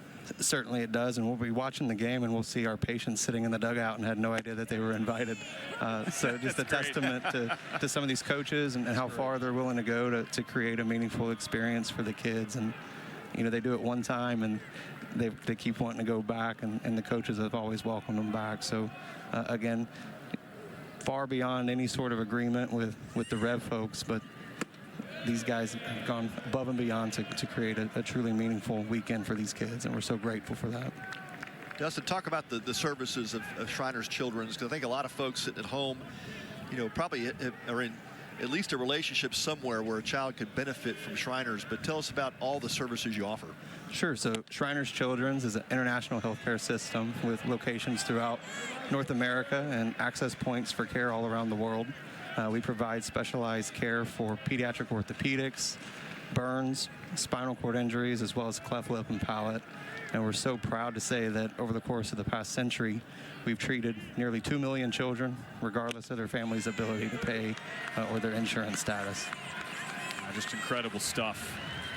Part of what makes this weekend so special, just a reflection of that great mission. You know, some of the numbers too. I mean, 1,500 specialized team members. You're talking over 250 orthopedic surgeons. Like, it's not just You know, a doctor here, a doctor there. It is, I mean, it is truly everywhere as we see this 3-2 miss. Runners on first and second. And I think just the scope of the numbers really does tell the story in a lot of ways. Certainly, and sports has given us an incredible platform to share with baseball fans the work that our doctors, our nurses, our therapists do each and every single day. They're our unsung heroes in a way who live the mission each and every single day inside the walls of our hospitals, and to be able to tell the stories and their successes here inside of a big league venue is certainly one of the best parts of my job. Oh, man. It does. I heard this crazy number, over $1 billion of services per year. That's the budget for Shriners. Is that true? It is, yes, Wow. sir. So our annual budget is just north of $1 billion. So if you do the math on that and what it comes out to over the course of a day, it's a pretty substantial Just incredible, yeah. amount that it takes to be able to operate our system. And he's Dustin Johnson with us from Shriners as we're sitting here in the championship game on a Sunday night, 7-1 Oklahoma in the top of the fifth. Watching Cole Eaton at the plate. As Eaton serves one into left, Gamble charging in, and he makes the catch for out number 2. OU just clicking on all cylinders. It's always great to hear, too, what everybody's individual experiences are, how they got involved with Shriners. What was your background and your involvement getting involved here? Yeah, so I don't know if I can answer that with one more out left and a half inning here, but my family, my father is a Shriner, has been a Shriner for almost 50 years. And wow. I grew up around the organization and was familiar with it, and I studied sports management at Texas A&M, and was fortunate that out of college they gave me an opportunity to work for them and grow our sports portfolio. It's and wonderful. They've not run me off yet, so it's worked out pretty well. Dustin, as always, we just so appreciate you and all that you represent, and we love working with Shriners Children's every year. Spectacular event. Thank you for having us. Thanks, Pat. Absolutely. I appreciate you stopping by. Always a pleasure. Absolutely. And that's Dustin Johnson with Shriners here in the top of the 5th inning. A tournament that once again has delivered both on and off the field. Big spot right now for TCU if they want to whittle their way back into this. Rare display from Cord Rager, little lack of command, back-to-back walks after that leadoff ground out by Nolan Traeger. Does get the fly out from Cole Eaton, but it's back to the top of the order. 2 on, 2 out, and an 0-2 count here in a 7-1 game.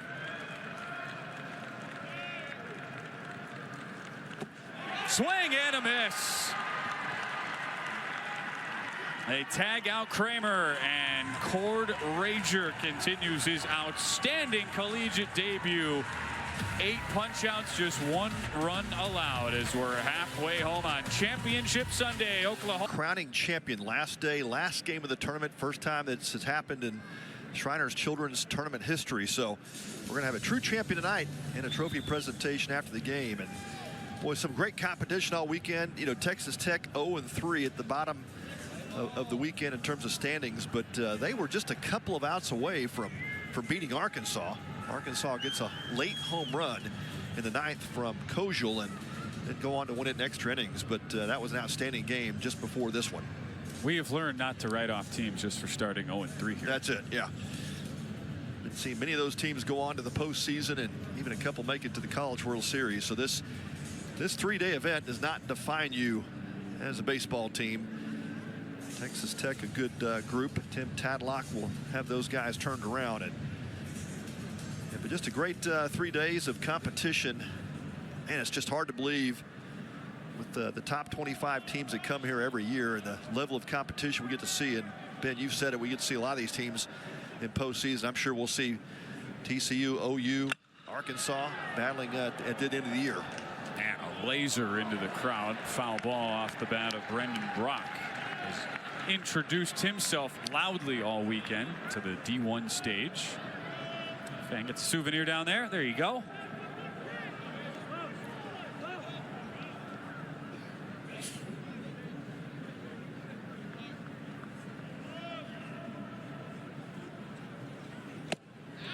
Good looking fastball from Trevor Baumler. He's back out there for his 2nd inning of work in relief, and somebody who had ups and downs as you expect for a young pitcher last season.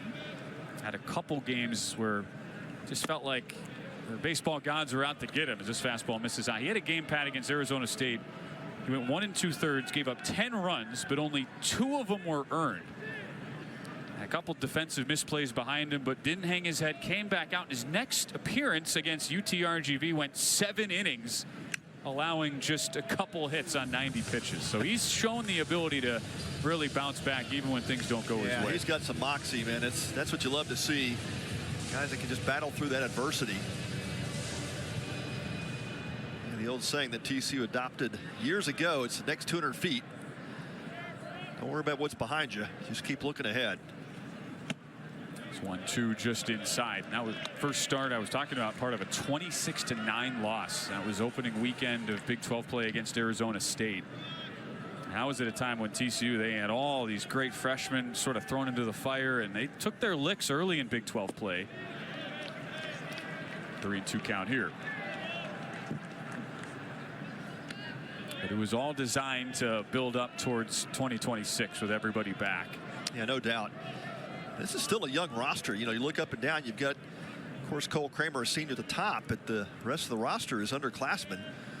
It's a solid group of sophomores. Got a lot of playing time last year. Then some great freshmen coming into the program this year.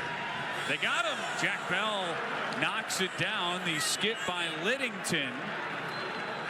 And the OU fans right behind that first base dugout were not happy. And Skip Johnson immediately asked for the umpires to talk this one over. Yeah, sure did. I thought he was safe. But in real time, take a look at it in slow motion here. And boy, just a bang-bang play at first base. Blake Felix, first base umpire, rings him up. But immediately Oklahoma, the entire dugout, made that call for Skip Johnson. Yeah, third replay already. TCU has lost both of its challenges in the first 4 innings. Yeah, I think this one's going to get overturned. There's the ball in air. There's the foot on that green bag. I think well in time. Yeah. This should not take very long.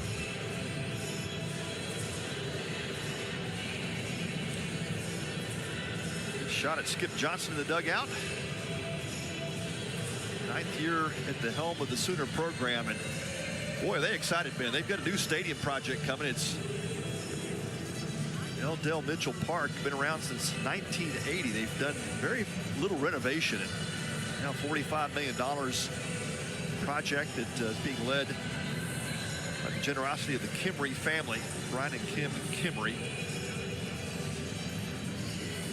Skip Johnson says, we are so excited. It's going to improve the facilities, but also improve the player experience as well.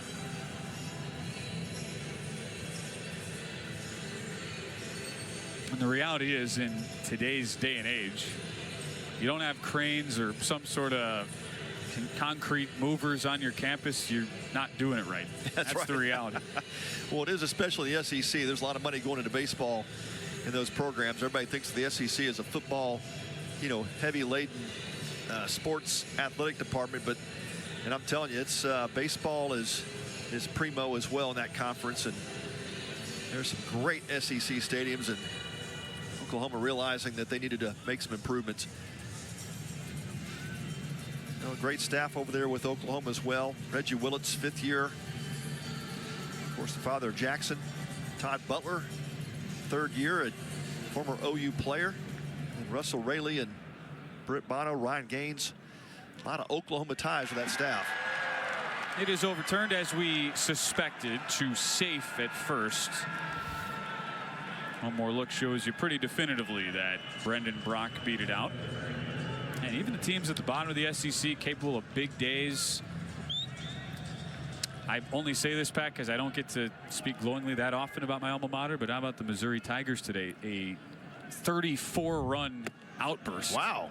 Second most in team history, something they had not done since 1902 against William Jewell. How about that? There you go. 34 Who was runs. the opponent today?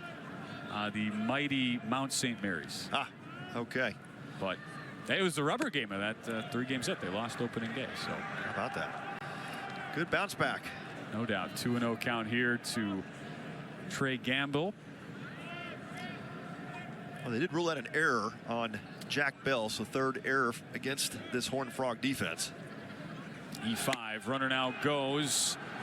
A good throw. It's the best one so far from Traeger, but not in time. Brock has already had an incredible weekend from a power perspective. How about 3 stolen bases today to add on to that? Yeah, he's just flashing all kinds of athleticism, and yeah, that time just completely stolen off a bomber. That had no chance.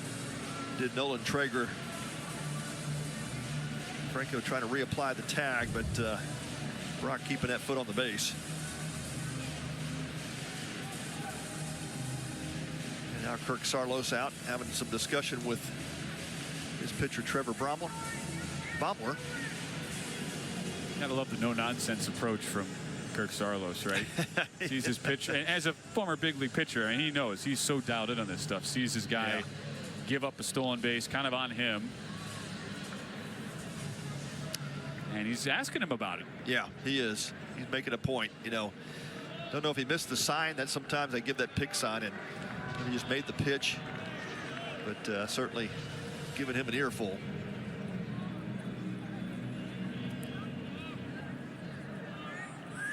Well, key spot in the game for the Frogs. You just can't afford to give up any more runs. It's a 6-run lead. As you mentioned earlier, Ben, OU with plenty of cannons in that bullpen that have yet to be fired. That one misses. 4-pitch walk to Gamble. Hey, the only question that has gone unanswered so far this weekend for Skip Johnson is what do we do at the back end in a tight game? They just haven't had any of those late game situations yet, but he'll certainly take that as one thing that hasn't come up if it doesn't have to be. I think in Skip's mind, we'll get to it when we get to it. If his offense keeps scoring like this, you may not need a closer.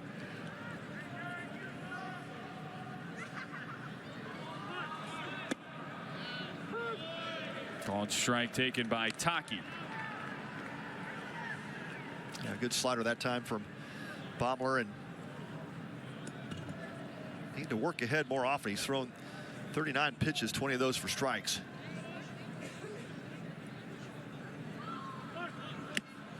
Showing bunt. That one comes up and in on him. Just got out of the way. 1-1. For as much as we talk about all the pitchers Oklahoma's trying to replace, TCU had a bunch of guys they were expecting to have big roles last year that they are now having to replace. As you see another look at that pitch running up and in.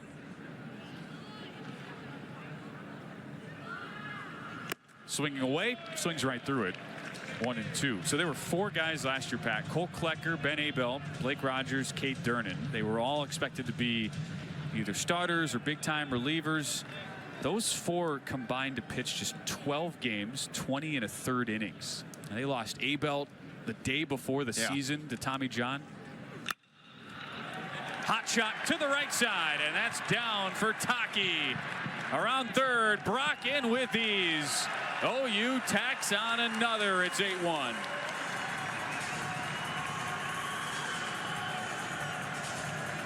Well, just a pitch out over the middle plate, and Baumler fell behind Taki. Just had to give in that situation, and Taki turns that fastball around into right field. He'll pick up the RBI, and as soon as we'll extend the lead 8-1, that's going to be the night for Trevor Baumler.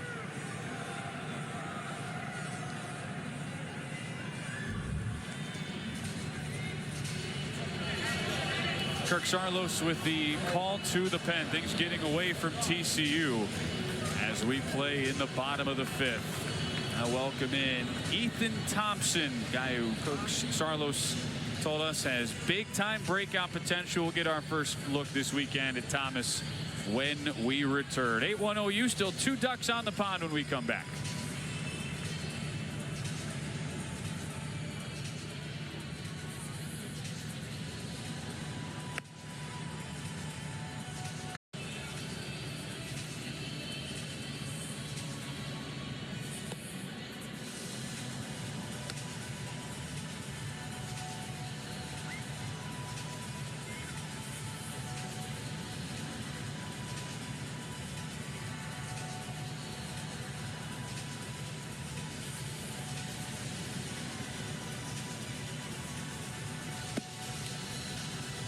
A new pitcher enters the fray for TCU. It's Ethan Thomas making his Horned Frog debut in an 8-1 lead for Oklahoma. It's a good look at the 6'5 sophomore, the transfer from Hawaii. 18 appearances out of the Bows bullpen last year, and now here he comes to Fort Worth, stepping in for the first time on a Sunday night. Yeah, you mentioned it, Ben. Saarloos is super excited about this young arm, and he was up to 96, 97 with the fastball. Now he'll sit in the mid-90s with it, but yeah, big power arm, and he thinks Thomas has big-time breakout potential. And really filling some shoes here. You know, you think about the bullpen situation with the Frogs. They lose, you know, Luis Rodriguez. He's out for the season. Had to undergo surgery on his elbow, and you know, he was just a mainstay in that Frog bullpen last season. So Ethan Thomas, a chance to come in and prove his worth here early in the season. He'll be an arm that they count on out of this pen.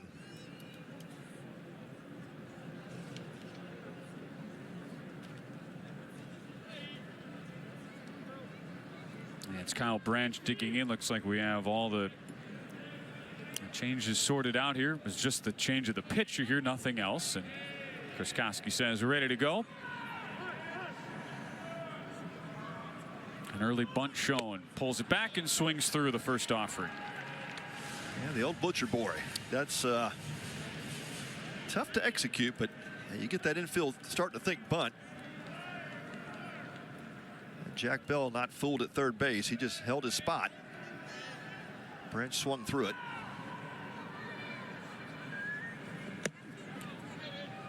Runs outside 1-1.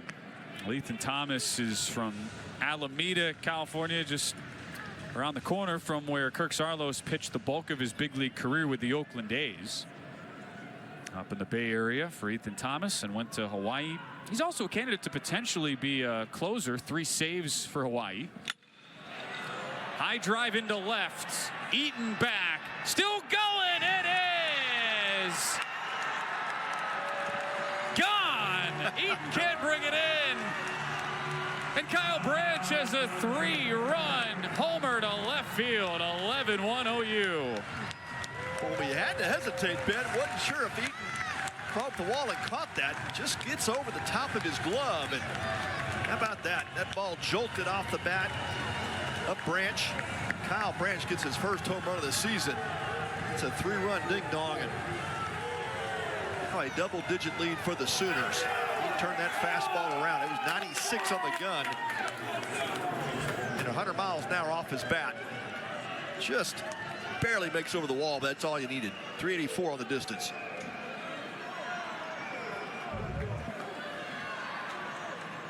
Great effort by Eaton. But not to be, and this OU lineup has yet another long ball. Yeah, this offense is just on fire. I mean, there's just no other way to explain it. Out of the gates to start this season, and they are just rocking the baseball. 6 homers in 2.5 games, as that one's in there for a strike, 0-2. It's so funny that play happened. Not that Eaton truly tried to sell it, but I just saw this clip pop up on my timeline earlier today of that Indiana State Iowa regional. Right. Where the Indiana State left fielder, swing and a miss here as Walker's retired. The Indiana State left fielder, he did not rob a home run, but he pretended like he had. Right. And he started walking in toward, holding up his glove but not showing the baseball. He got like halfway to the infield, to the point where the Iowa hitter who had the home run actually thought it was caught, started going back toward the dugout, and finally the Sycamore admitted it. He's like, I'm sorry guys, I'm faking. Which honestly, I mean, look, if you did it long enough and the guy went to the dugout out of the base pass, well, you could maybe get away with it. But no. It's a stretch. Yep. That's like the hidden ball trick. That's right. Not good baseball protocol there. Yeah, still got to respect the game, but no, Cole Eaton gave a great, he did effort, and it looked like he may have had it in his glove. It was just that ball barely gets over the wall. Gave it a great shot. You saw how high the vertical jump was. That glove got up to that yellow line. Swing and a miss here by Camden Johnson. All right, so you've been throwing a couple of trivia's out to me. So, all right. Kirk Saarloos, part of a no-hitter. Remember how many pitchers participated in that no-hitter? Oh, got you, didn't I? that's a good one. That was 03, right? Astros. Yankees. You got it. I think there were 6. Man, 6 pitchers. I can't get one by you, Ben. Let's go. You crushed it. 1 for 1. There you go. I'm gonna stop while I'm ahead. Kirk Saarloos, part of a 6-pitcher no-hitter. That was a First time in baseball history. Yeah. That's the only reason I remember that. Well done. Thank you. I was also like 10 years old then, which I feel like at that you just remember. I don't know what. I can't remember what I did yesterday at 8 a.m. That's the memory that sticks. It is one of those memories that sticks. Yeah. 2-2 here to Camden Johnson.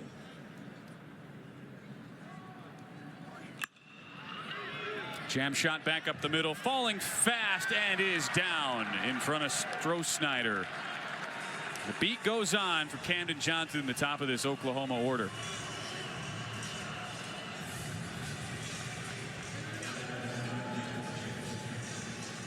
Four runs in already.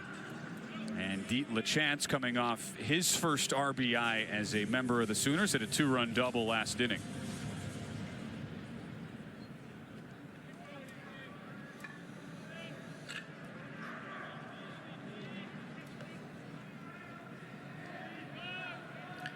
Well, the 10-run rule is in effect in this tournament, but you have to play 7 innings to get there.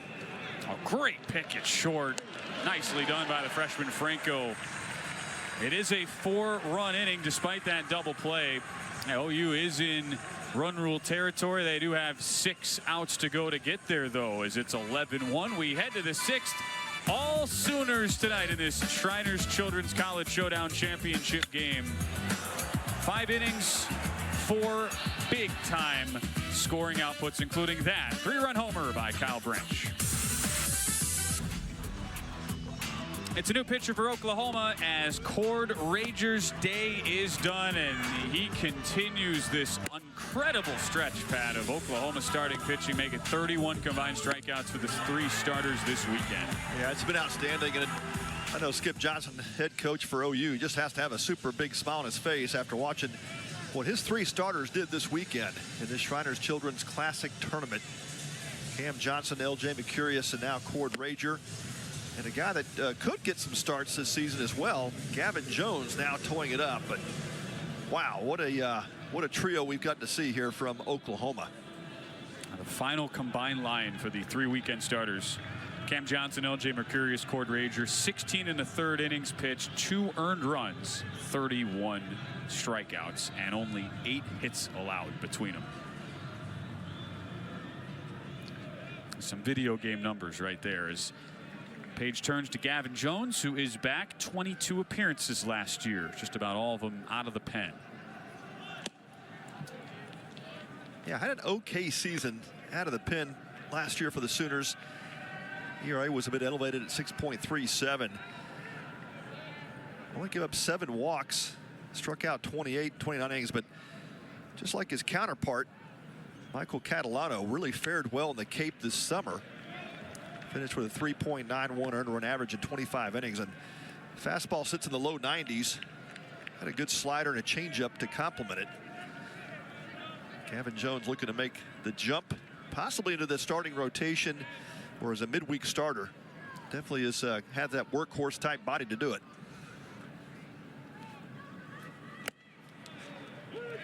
Called strike taken by Sawyer Stroh-Snyder.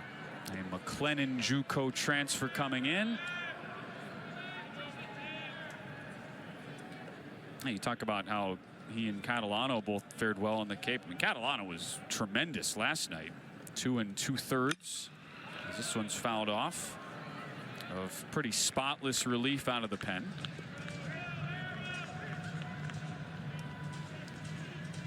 And that fastball touching 95 on the gun. Well, they have pitched Sawyer Stroh-Snyder well tonight. A couple of Ks. That's hard to do with that type of hitter. He is a beast. Strohsnyder goes the other way. A sliding catch in and out of the glove. I think Gamble got under it, but that ball just popped out of the webbing, and Strohsnyder ends what had been a frustrating night with a base hit. Yeah, great effort in left field by Trey Gamble, and came charging in, read that ball well off the bat of Strohsnyder, and looked like he got his glove underneath it. Sure is in the web, and just could not hold on to it as that glove started to turn over. But a single to start the inning for the Frogs.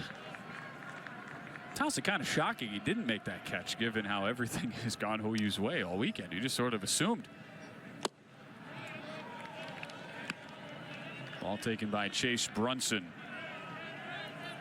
Now TCU just trying to make this a game where Oklahoma has to work for all 27 outs and chip away a little bit here, as they're currently in run rule territory.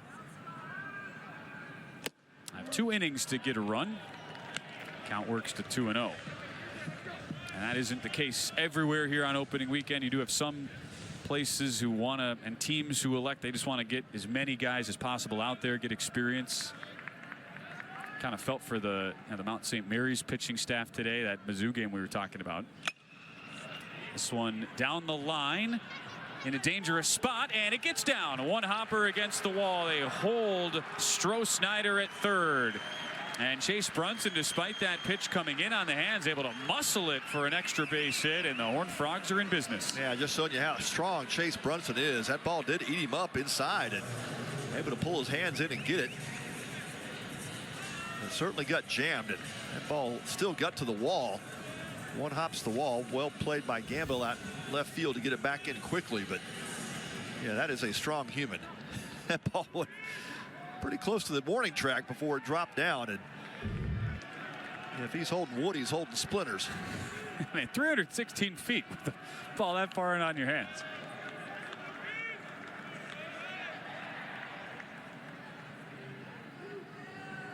Lucas Franco now in a lefty-lefty matchup. His first shot at the cleanup role. Spot in the order that just feels inevitable and natural for a guy of Lucas Franco's skill set. We saw him in the 8th spot first 2 nights. Solo homer and a triple on opening day. Here he takes a strike, and it's 0-2. Yeah, tough pitch there from Jones, and no, he's got the makeup, and certainly bright future ahead for Lucas Franco, getting the move into the cleanup spot tonight from Kirk Saarloos, the only freshman in that Horned Frog lineup.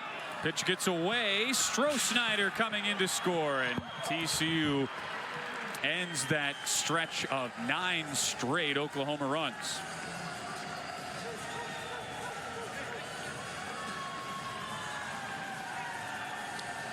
It looked like a sinker off the hand of Jones, and yeah, tough one for LaChance to try to keep in front.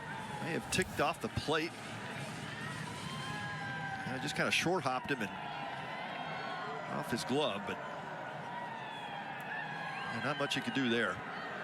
Just kind of ate him up.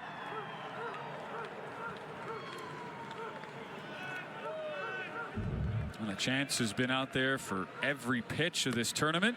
There's a wave and a miss. Back to the fastball, 4-seamer at 95, and Franco is down on strikes for the first out. Yeah, came up and inside, and Franco just should have held off on that one. That ball was up near his shoulder. Couldn't hold off.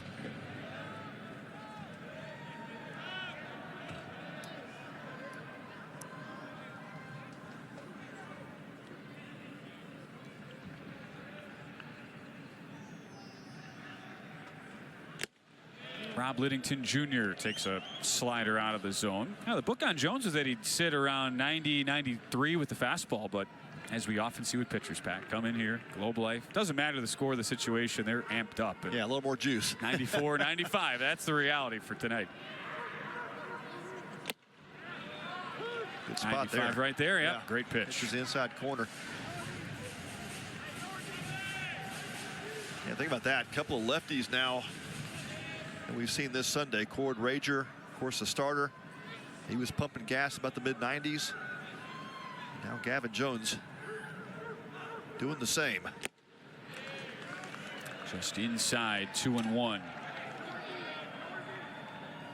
There's so many pieces that we've yet to see for Oklahoma. You mentioned Drew Rarick, Pat, the transfer from Texas. Mason Bixby used to be on the Kirk Sarlo staff at TCU. He's now a Sooner.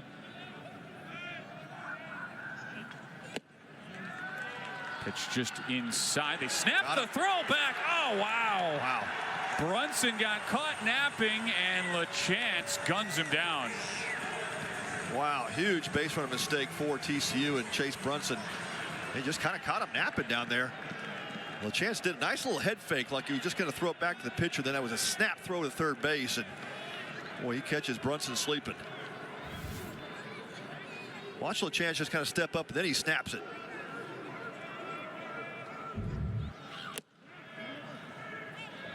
That one is inside, so OU does get a base runner here, 2-out walk to Liddington. But God, I think if you're Kirk Sarlos, you're just asking Chase Brunson why. Yeah, you just can't happen. It's 11-2. Yeah. What are you doing? It can't happen in that situation. I'm sure Chase will be the first one to tell you, man. I just dancing off too much. There's no reason not to go back to the bag there, and it's almost like he was challenging LaChance to throw it.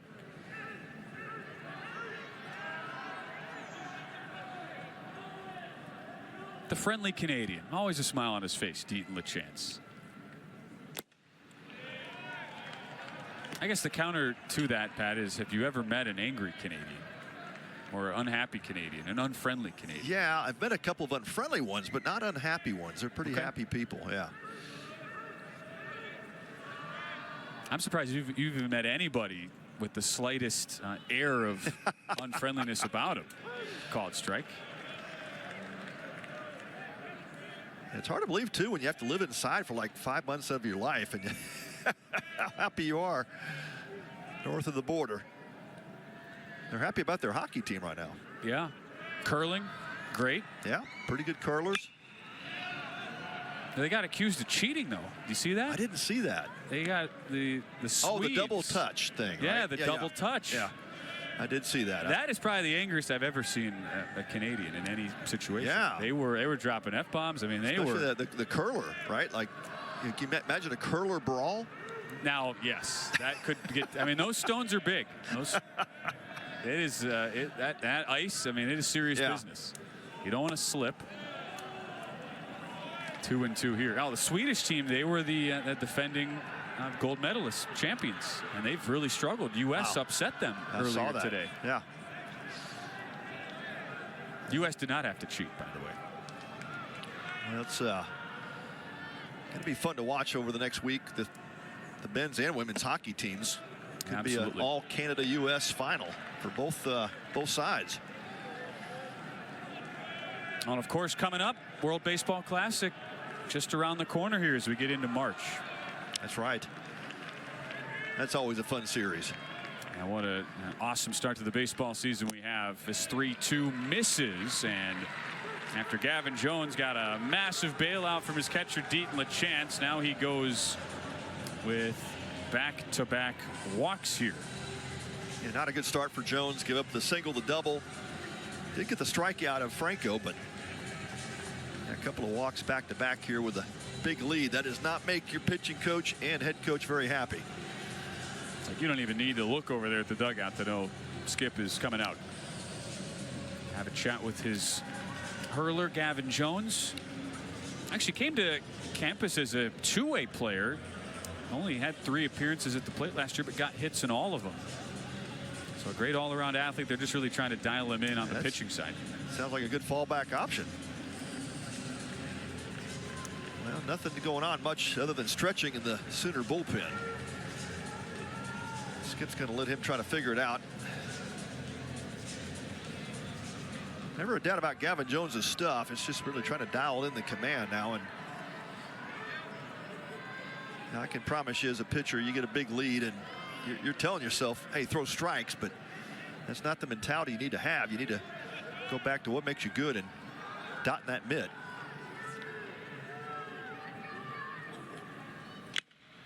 Chopper to the left side. Good pitch in play. They go the easy way for the fielder's choice. Willits over to Branch. Now, TCU does get one back, but that inning marred today. A record-setting amount of funds raised this year, over $262,000. In an 11-2 game to the bottom of the 6th. Jackson Willits in Oklahoma in control, looking to make it a 3rd straight season with an SEC champion of the Shriners Children's College Showdown. Yeah, great support by the fans and the viewers at home. Man, what generosity just pouring in this weekend.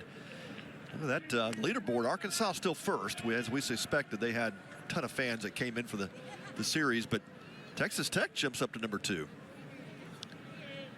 Seems like after each respective game that a team plays in, they immediately jump up the leaderboard, which you would expect. It's been great to see that all weekend. It's just missing here to Jackson Willits starting the 6th. 3-0 the count, and that's just kind of been this night in a nutshell for Kirk Saarloos. Nothing has come easy for his TCU pitching staff. They've had 1 clean inning. That was the 3rd.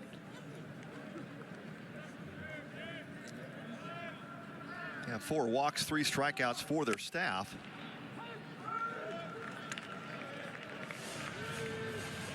It's a staff that had a sub 4.50 ERA last year, 2nd best in the Big 12, despite throwing a lot of young hurlers and having a bunch of projected big contributors out injured. And there is a walk. Willits reaches for the 3rd time in 4 trips. Kind of a sloppily pitched game here for the Frogs, game 3, but a couple of gritty victories here the last couple of days, and they showed well against Vanderbilt. That game last night, about as exciting you're going to see in any early season game. And that victory over Arkansas. And even if TCU comes out of this 2-1, I feel like Kirk Saarloos is going to be really happy with what he's seen from his team. It's pretty typical of a TCU team, really strong pitching, good defense, and a good athletic lineup. Inside here to Nolan Stevens. Easy to say in retrospect, but almost felt like a bit of a flat spot situationally when you had even going back to Friday, that crazy situation late against Vanderbilt where Colin Barcy makes a 2-run throwing error on a drop 3rd strike, totally swings the game. TCU hangs on, even though Barcy hit 3 solo homers. Right. And then how dramatic the game was last night. Yeah, I mean, a couple of very emotional wins. You know, you got the whole thing about, opening weekend, opening day in the first place, so the emotions are high and a lot of energy spent on things outside of baseball when you've got opening day going on. So another mound visit by Kirk Saarloos. He has worn the path tonight. Back and forth to that dugout. Good news though for TCU is they get to come right back here to their home away from home. They'll have an off day tomorrow and kickstart the Amagi Bank series that begins. There's a bunch of midweek games here. It's amazing. TCU and UT Arlington back here on Tuesday, and then the Horned Frogs will look to use that as a tune-up because they head out west, a 3-game road series at the preseason #1 UCLA. That'll be a fun series.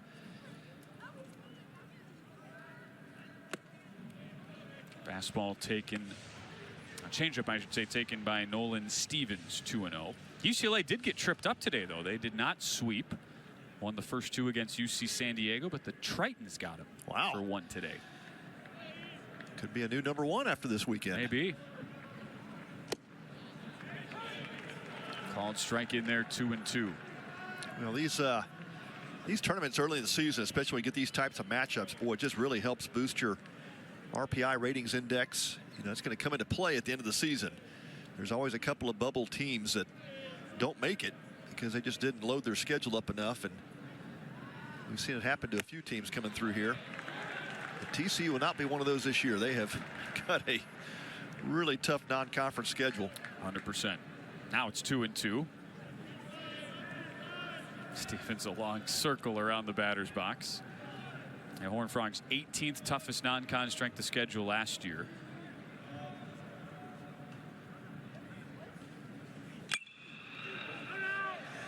Popped foul by Stevens. Kirk Saarloos is not afraid to throw his boys into the fire. It really does help from a developmental standpoint, though. You think about, you could load your schedule up with cupcakes and have a great win-loss record, but then even when you get to postseason, it's not going to help you. And so you want to test your team early, especially see what you've got, see the guys that rise up and claim spots. That's what it's all about. Fly ball to center. Strohsnyder went in. Now he has to race back and shows off that tremendous athleticism to recover and make the catch. One of the reasons why he is viewed as a headline first-day draft prospect this summer. Yeah, he took a couple of steps in and had to race back, as you said, Ben, but that ball didn't sound hard hit off the bat. I think he heard the sound and then had to make the adjustment on the ball flight, but it didn't sound good. Just kept floating back there. Yeah, Stevens got jammed. Yeah.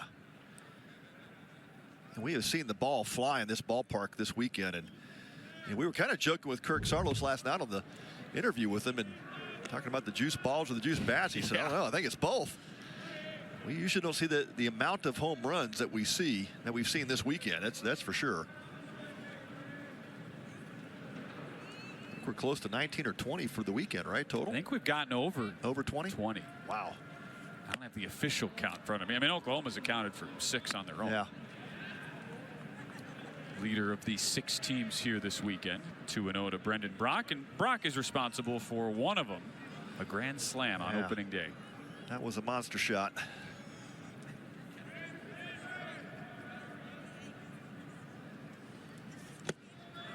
Swing and a miss here. And that homer from Branch earlier, the 3-run shot, that was the only one we have seen that you could put in the cheapy category. Yeah, I mean, that was a wall scraper. Just snuck over the fence. Nothing to take away from him on it. He still earned it, but we're talking 8, 12, 15 rows deep for the rest of these Sooner homers. 3-1 to count. Yeah, he definitely told his dad coming around third base, I didn't get all of that.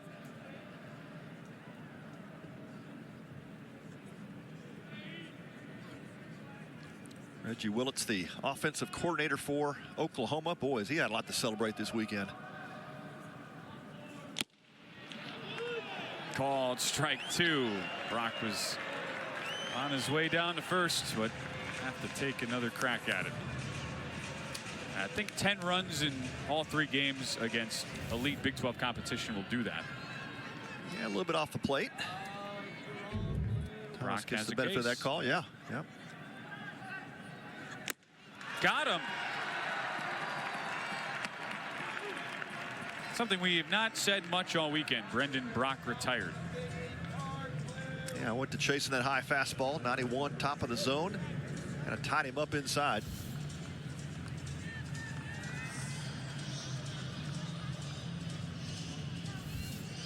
So a couple of ball 4s. Brock unable to hold off on the last one after not getting the benefit of the call on the previous pitch.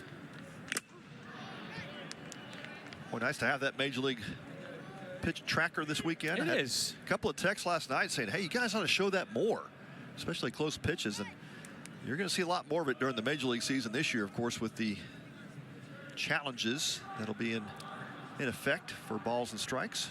I was reading how they are not letting the TV broadcast show the pitch tracker in real time for MLB this year because they don't want the opposing or any of the teams to monitor it, to be able to see it as it's happening and then go with the challenge. Interesting. Yeah. Doesn't mean they can't just show it 5 seconds after. There you go. Got to have the delay. Yeah, wait for the challenge first, right?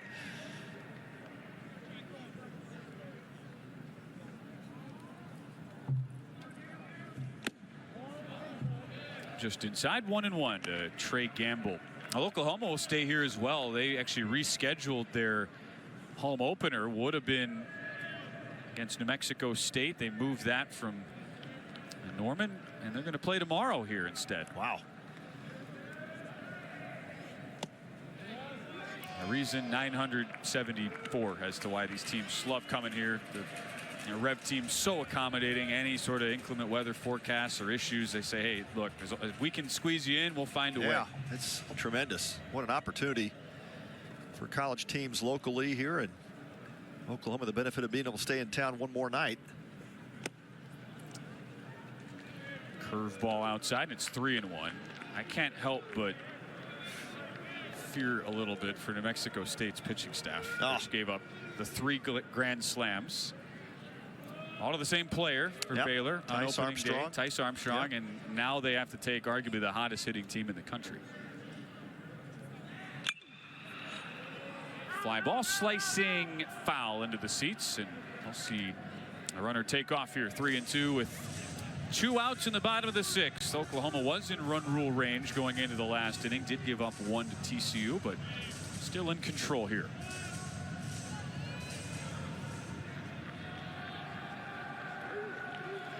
Oklahoma, the home team, so they could walk it off next inning in terms of the 10-run rule if they were able to score a run and hold TCU.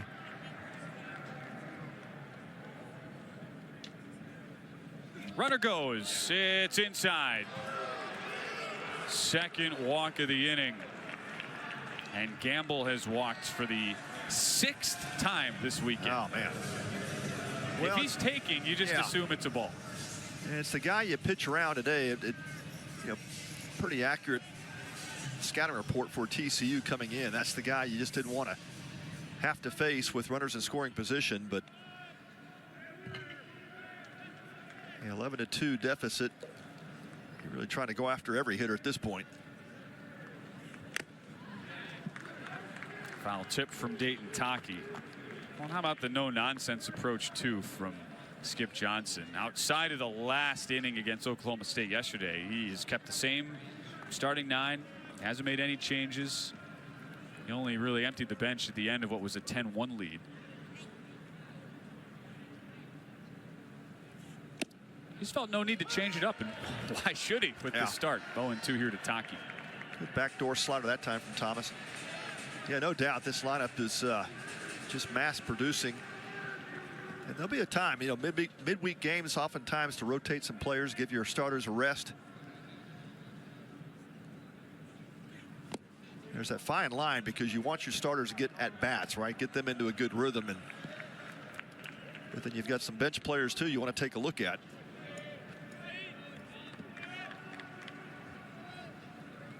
Oklahoma, they open up SEC play at home against Texas A&M. We'll see as part of the Amegy Bank Series, 3rd and final weekend of this event. Inside on 1-2 with a fastball. Yeah, Taki, the big first baseman for the Sooners, you know, missed a lot of games last year. I think about 43 games with that ankle injury. And so he's one of those guys that you want to give more at bats, get him back into it. He could be a big part of this lineup going forward. Spanks one foul.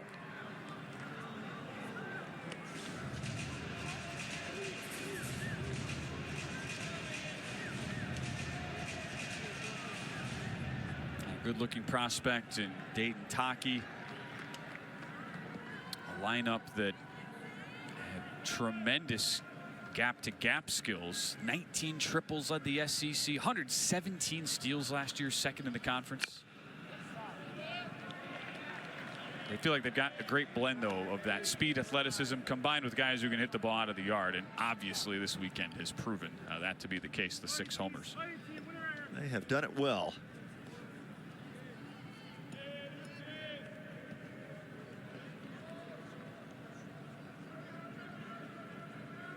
With the opening weekend championship in the balance, Taki stays alive. Even 11-2 Pat. These guys still make you work for everything. Used to be a time in baseball when at the start of the season, the pitchers would be ahead of the hitters for at least a week or two, but not anymore. The technology, the training that these hitters have, there's now pitching machines that will simulate the pitcher you're going to face. It's a pretty amazing technology that's come down the pike, and these hitters get to take advantage of that. Got him. There's some revenge from Ethan Thompson. Pulls the string on 2-2 and works around a couple of walks. TCU still alive as we go to the 7th, but a lot of work to do in the championship game of the Shriners Children's College Showdown.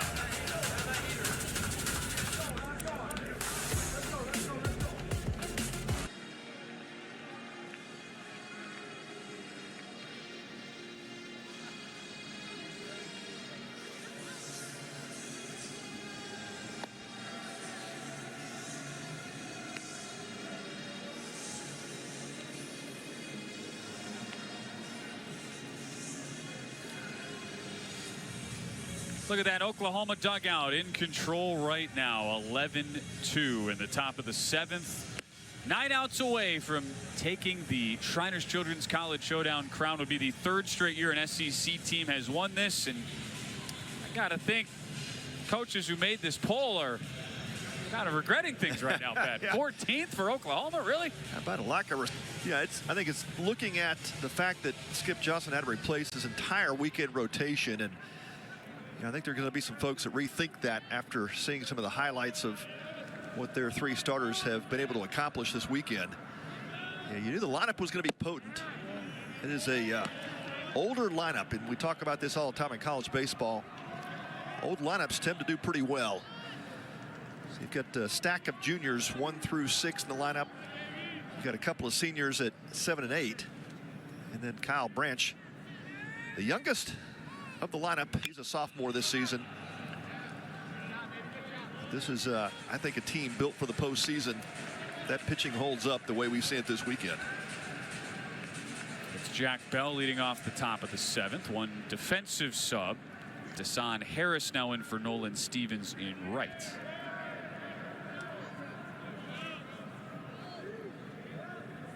Second time he's appeared off the bench this weekend. There's a wave and a miss. 2nd inning of work as well for Gavin Jones out of the pen. Now, Ole Miss, LSU, Texas A&M, and Texas, they have all gone 3-0 of the teams who played full weekend series who got them in, Pat. 4 with sweeps. But those were all teams who were playing in their home ballparks against pretty inferior competition.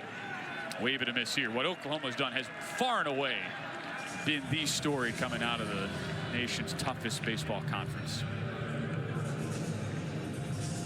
Good job by Gavin Jones settling back into the 2nd inning. He had to work out of some trouble in the 6th. A couple of leadoff base hits he gave up, and then pickoff play at 3rd base by his catcher. Much better start this inning. Skip always has that same kind of look on his face, though. He's not a guy to ever get too high, too low. You kind of need that in the SEC. You're going to ride the wave. He's got that great calm demeanor. He does call the pitches, and looks like he is allowing his catcher Deaton a chance to take over the pitch calling duties with this lead. Great development for his catcher as well.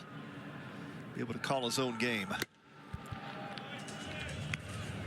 Ball upstairs, 1-1. Hey, I mean, if you're going to compare him to Carlton Fisk, gotta let him act like it. Better bring it. Yeah. Let him call the pitches. Sure.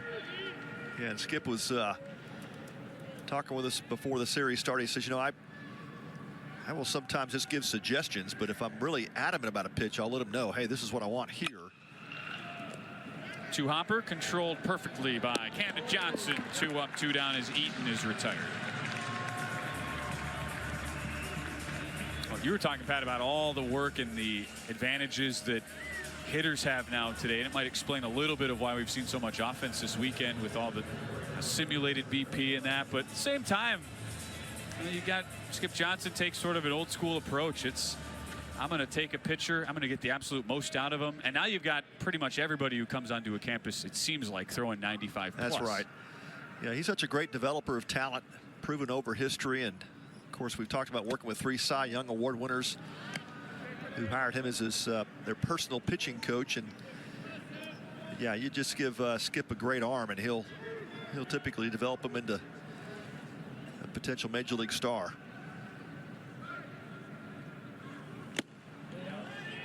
Check swing from Cole Kramer, able to hold up.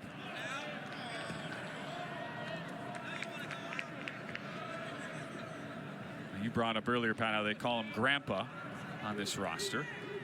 Cole Kramer, grad transfer coming in from Washington State last year, as he fouls it off. And just a great competitor, and those hard-nosed guys you like at the start of your top of your lineup.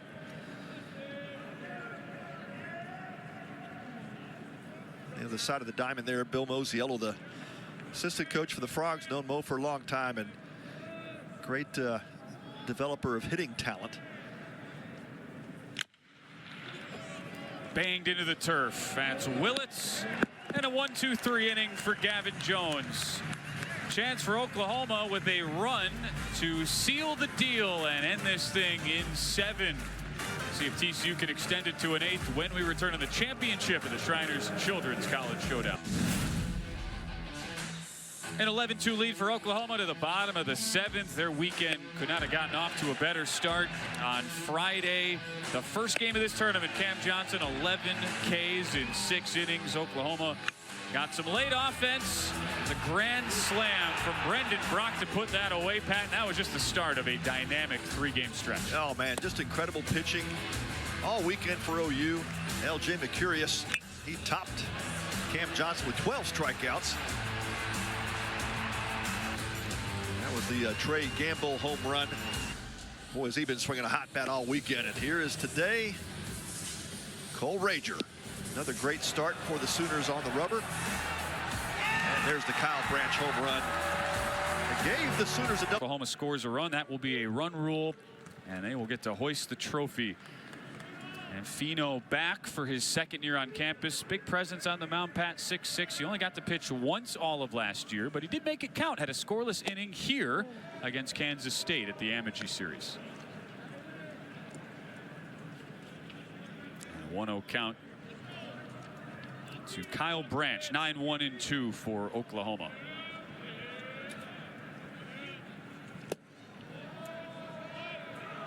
Just like his head coach, got a good amount of sink on that fastball. Yeah, you see that low 3/4 slot from Fino, and good sinker slider combination out of the bullpen. Sophomore getting a shot tonight. He finds the zone, cut fastball, and it's 2-1.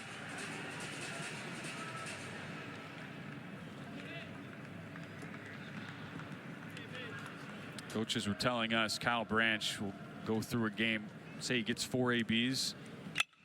He ropes one here under the glove of Jack Bell. They expect Branch to see at least 20 pitches if it's a 4 at-bat game.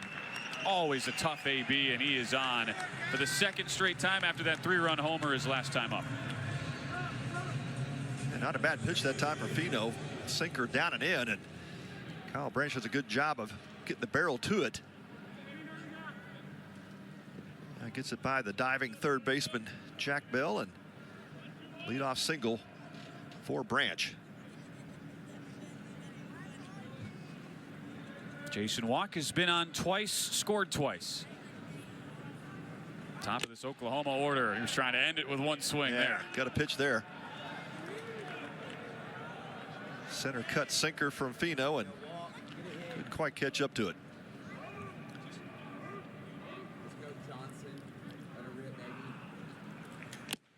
Another big hack. It does feel, Pat, like the prototypical Kirk Saarloos pitcher, though, to bring in big kid, 6'6", great downward movement, sort of an untraditional arm angle that is tough to pick up from hitters. Yeah, gets a lot of ground balls, does Fino, and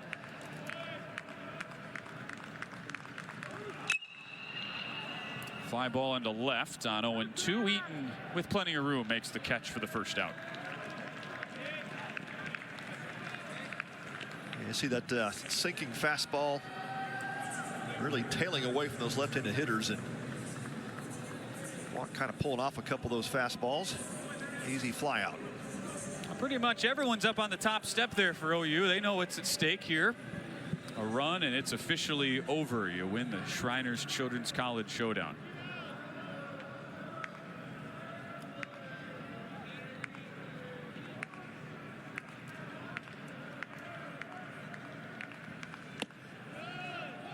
Called strike on the inside edge. The first year you and I came here, Pat, was 2022, and Oklahoma had a great weekend here. They were unranked that year, and not only did Oklahoma make the College World Series, but Auburn was also here. We had 2 teams that season who were outside the top 25, ended up making it to Omaha. This one will get into the seats down the left field line. And that really started just this trend of. Yeah, we talk about it all the time, don't we? Yeah. Some teams can go 3-0 here and not make it. There's other teams that struggle, but and there's something about a team that comes in, a little chip on their shoulder, something to prove, and certainly Oklahoma came in unranked. That will change after this weekend, though. They have been a race boat of a team in these past 3 games.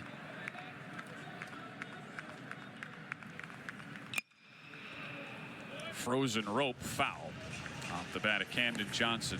And while that 2022 team was predicated on elite pitching, that was the year Cade Horton was drafted first overall. Right. He's already pitching in playoff games for the Cubs. Great two-way player for the Sooners. After watching him pitch, I said that's where his future is. It's on the mound. Yep. The 0-2 fouled off. This team, though, they've done it all. You can't just point to one pitching or hitting being a bigger strength than the other. It's funny, though, how at this tournament in particular, you tend to see some of the two-way guys. It's so early in the season, right? So you might see them in a spot where they don't end up playing long term. And the guy I always think of is Nolan McLean, who we never got to see pitch, Pat. Right. That's a changeup down low. In fact, a lot of people never got to see him pitch at Oklahoma State. He was the big leagues as that good of a hitter, and here he pitcher. is. Yep, pitcher with the Mets, and he might be one of your favorites for Rookie of the Year now. Man, he lit it up at the end of the season last year, and dynamic athlete, great arm. Yeah, more of an emphasis now on two-way players here in college because of the cut down in roster size. It'll sneak through. Took a big second bounce. Runner goes first to third, and he gets in there. Johnson follows him right up into second on the throw, and Branch is 90 feet away from ending this for Oklahoma. Yeah, yet another base hit for Camden Johnson, and Oklahoma just pouring it on. Hung into that sinker, breaking down and away from him, and did a great job of just squaring it up and poking it up the middle. And the big smiling Canadian, Deaton LeChance, has a chance to end it. Well, TCU is going to draw their infield in. Their outfield is coming up as well. They know that ball that gets over their head, the outfield is going to score. That runner from third, and Kyle Branch with his speed. So TCU trying to extend this game. And looping, it's off the glove of Eaton. And Oklahoma, your Shriners Children's College Showdown champions in 2026. They win it 12-2.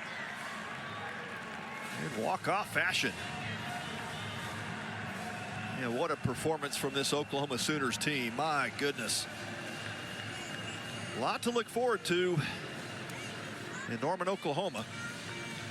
And how about a 32-6 aggregate weekend, Pat? Wow. That is impressive. Against a very good TCU Horned Frog team. Of course, rated #1 in the Big 12. Just a tough start for the Frogs today as the Sooners poured it on in the first couple of innings, scored 4 runs in those first 2 frames, and the Sooners never looked back.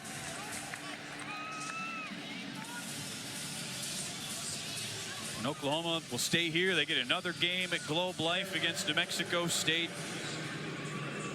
Fans who made the trip and have stayed here for all 3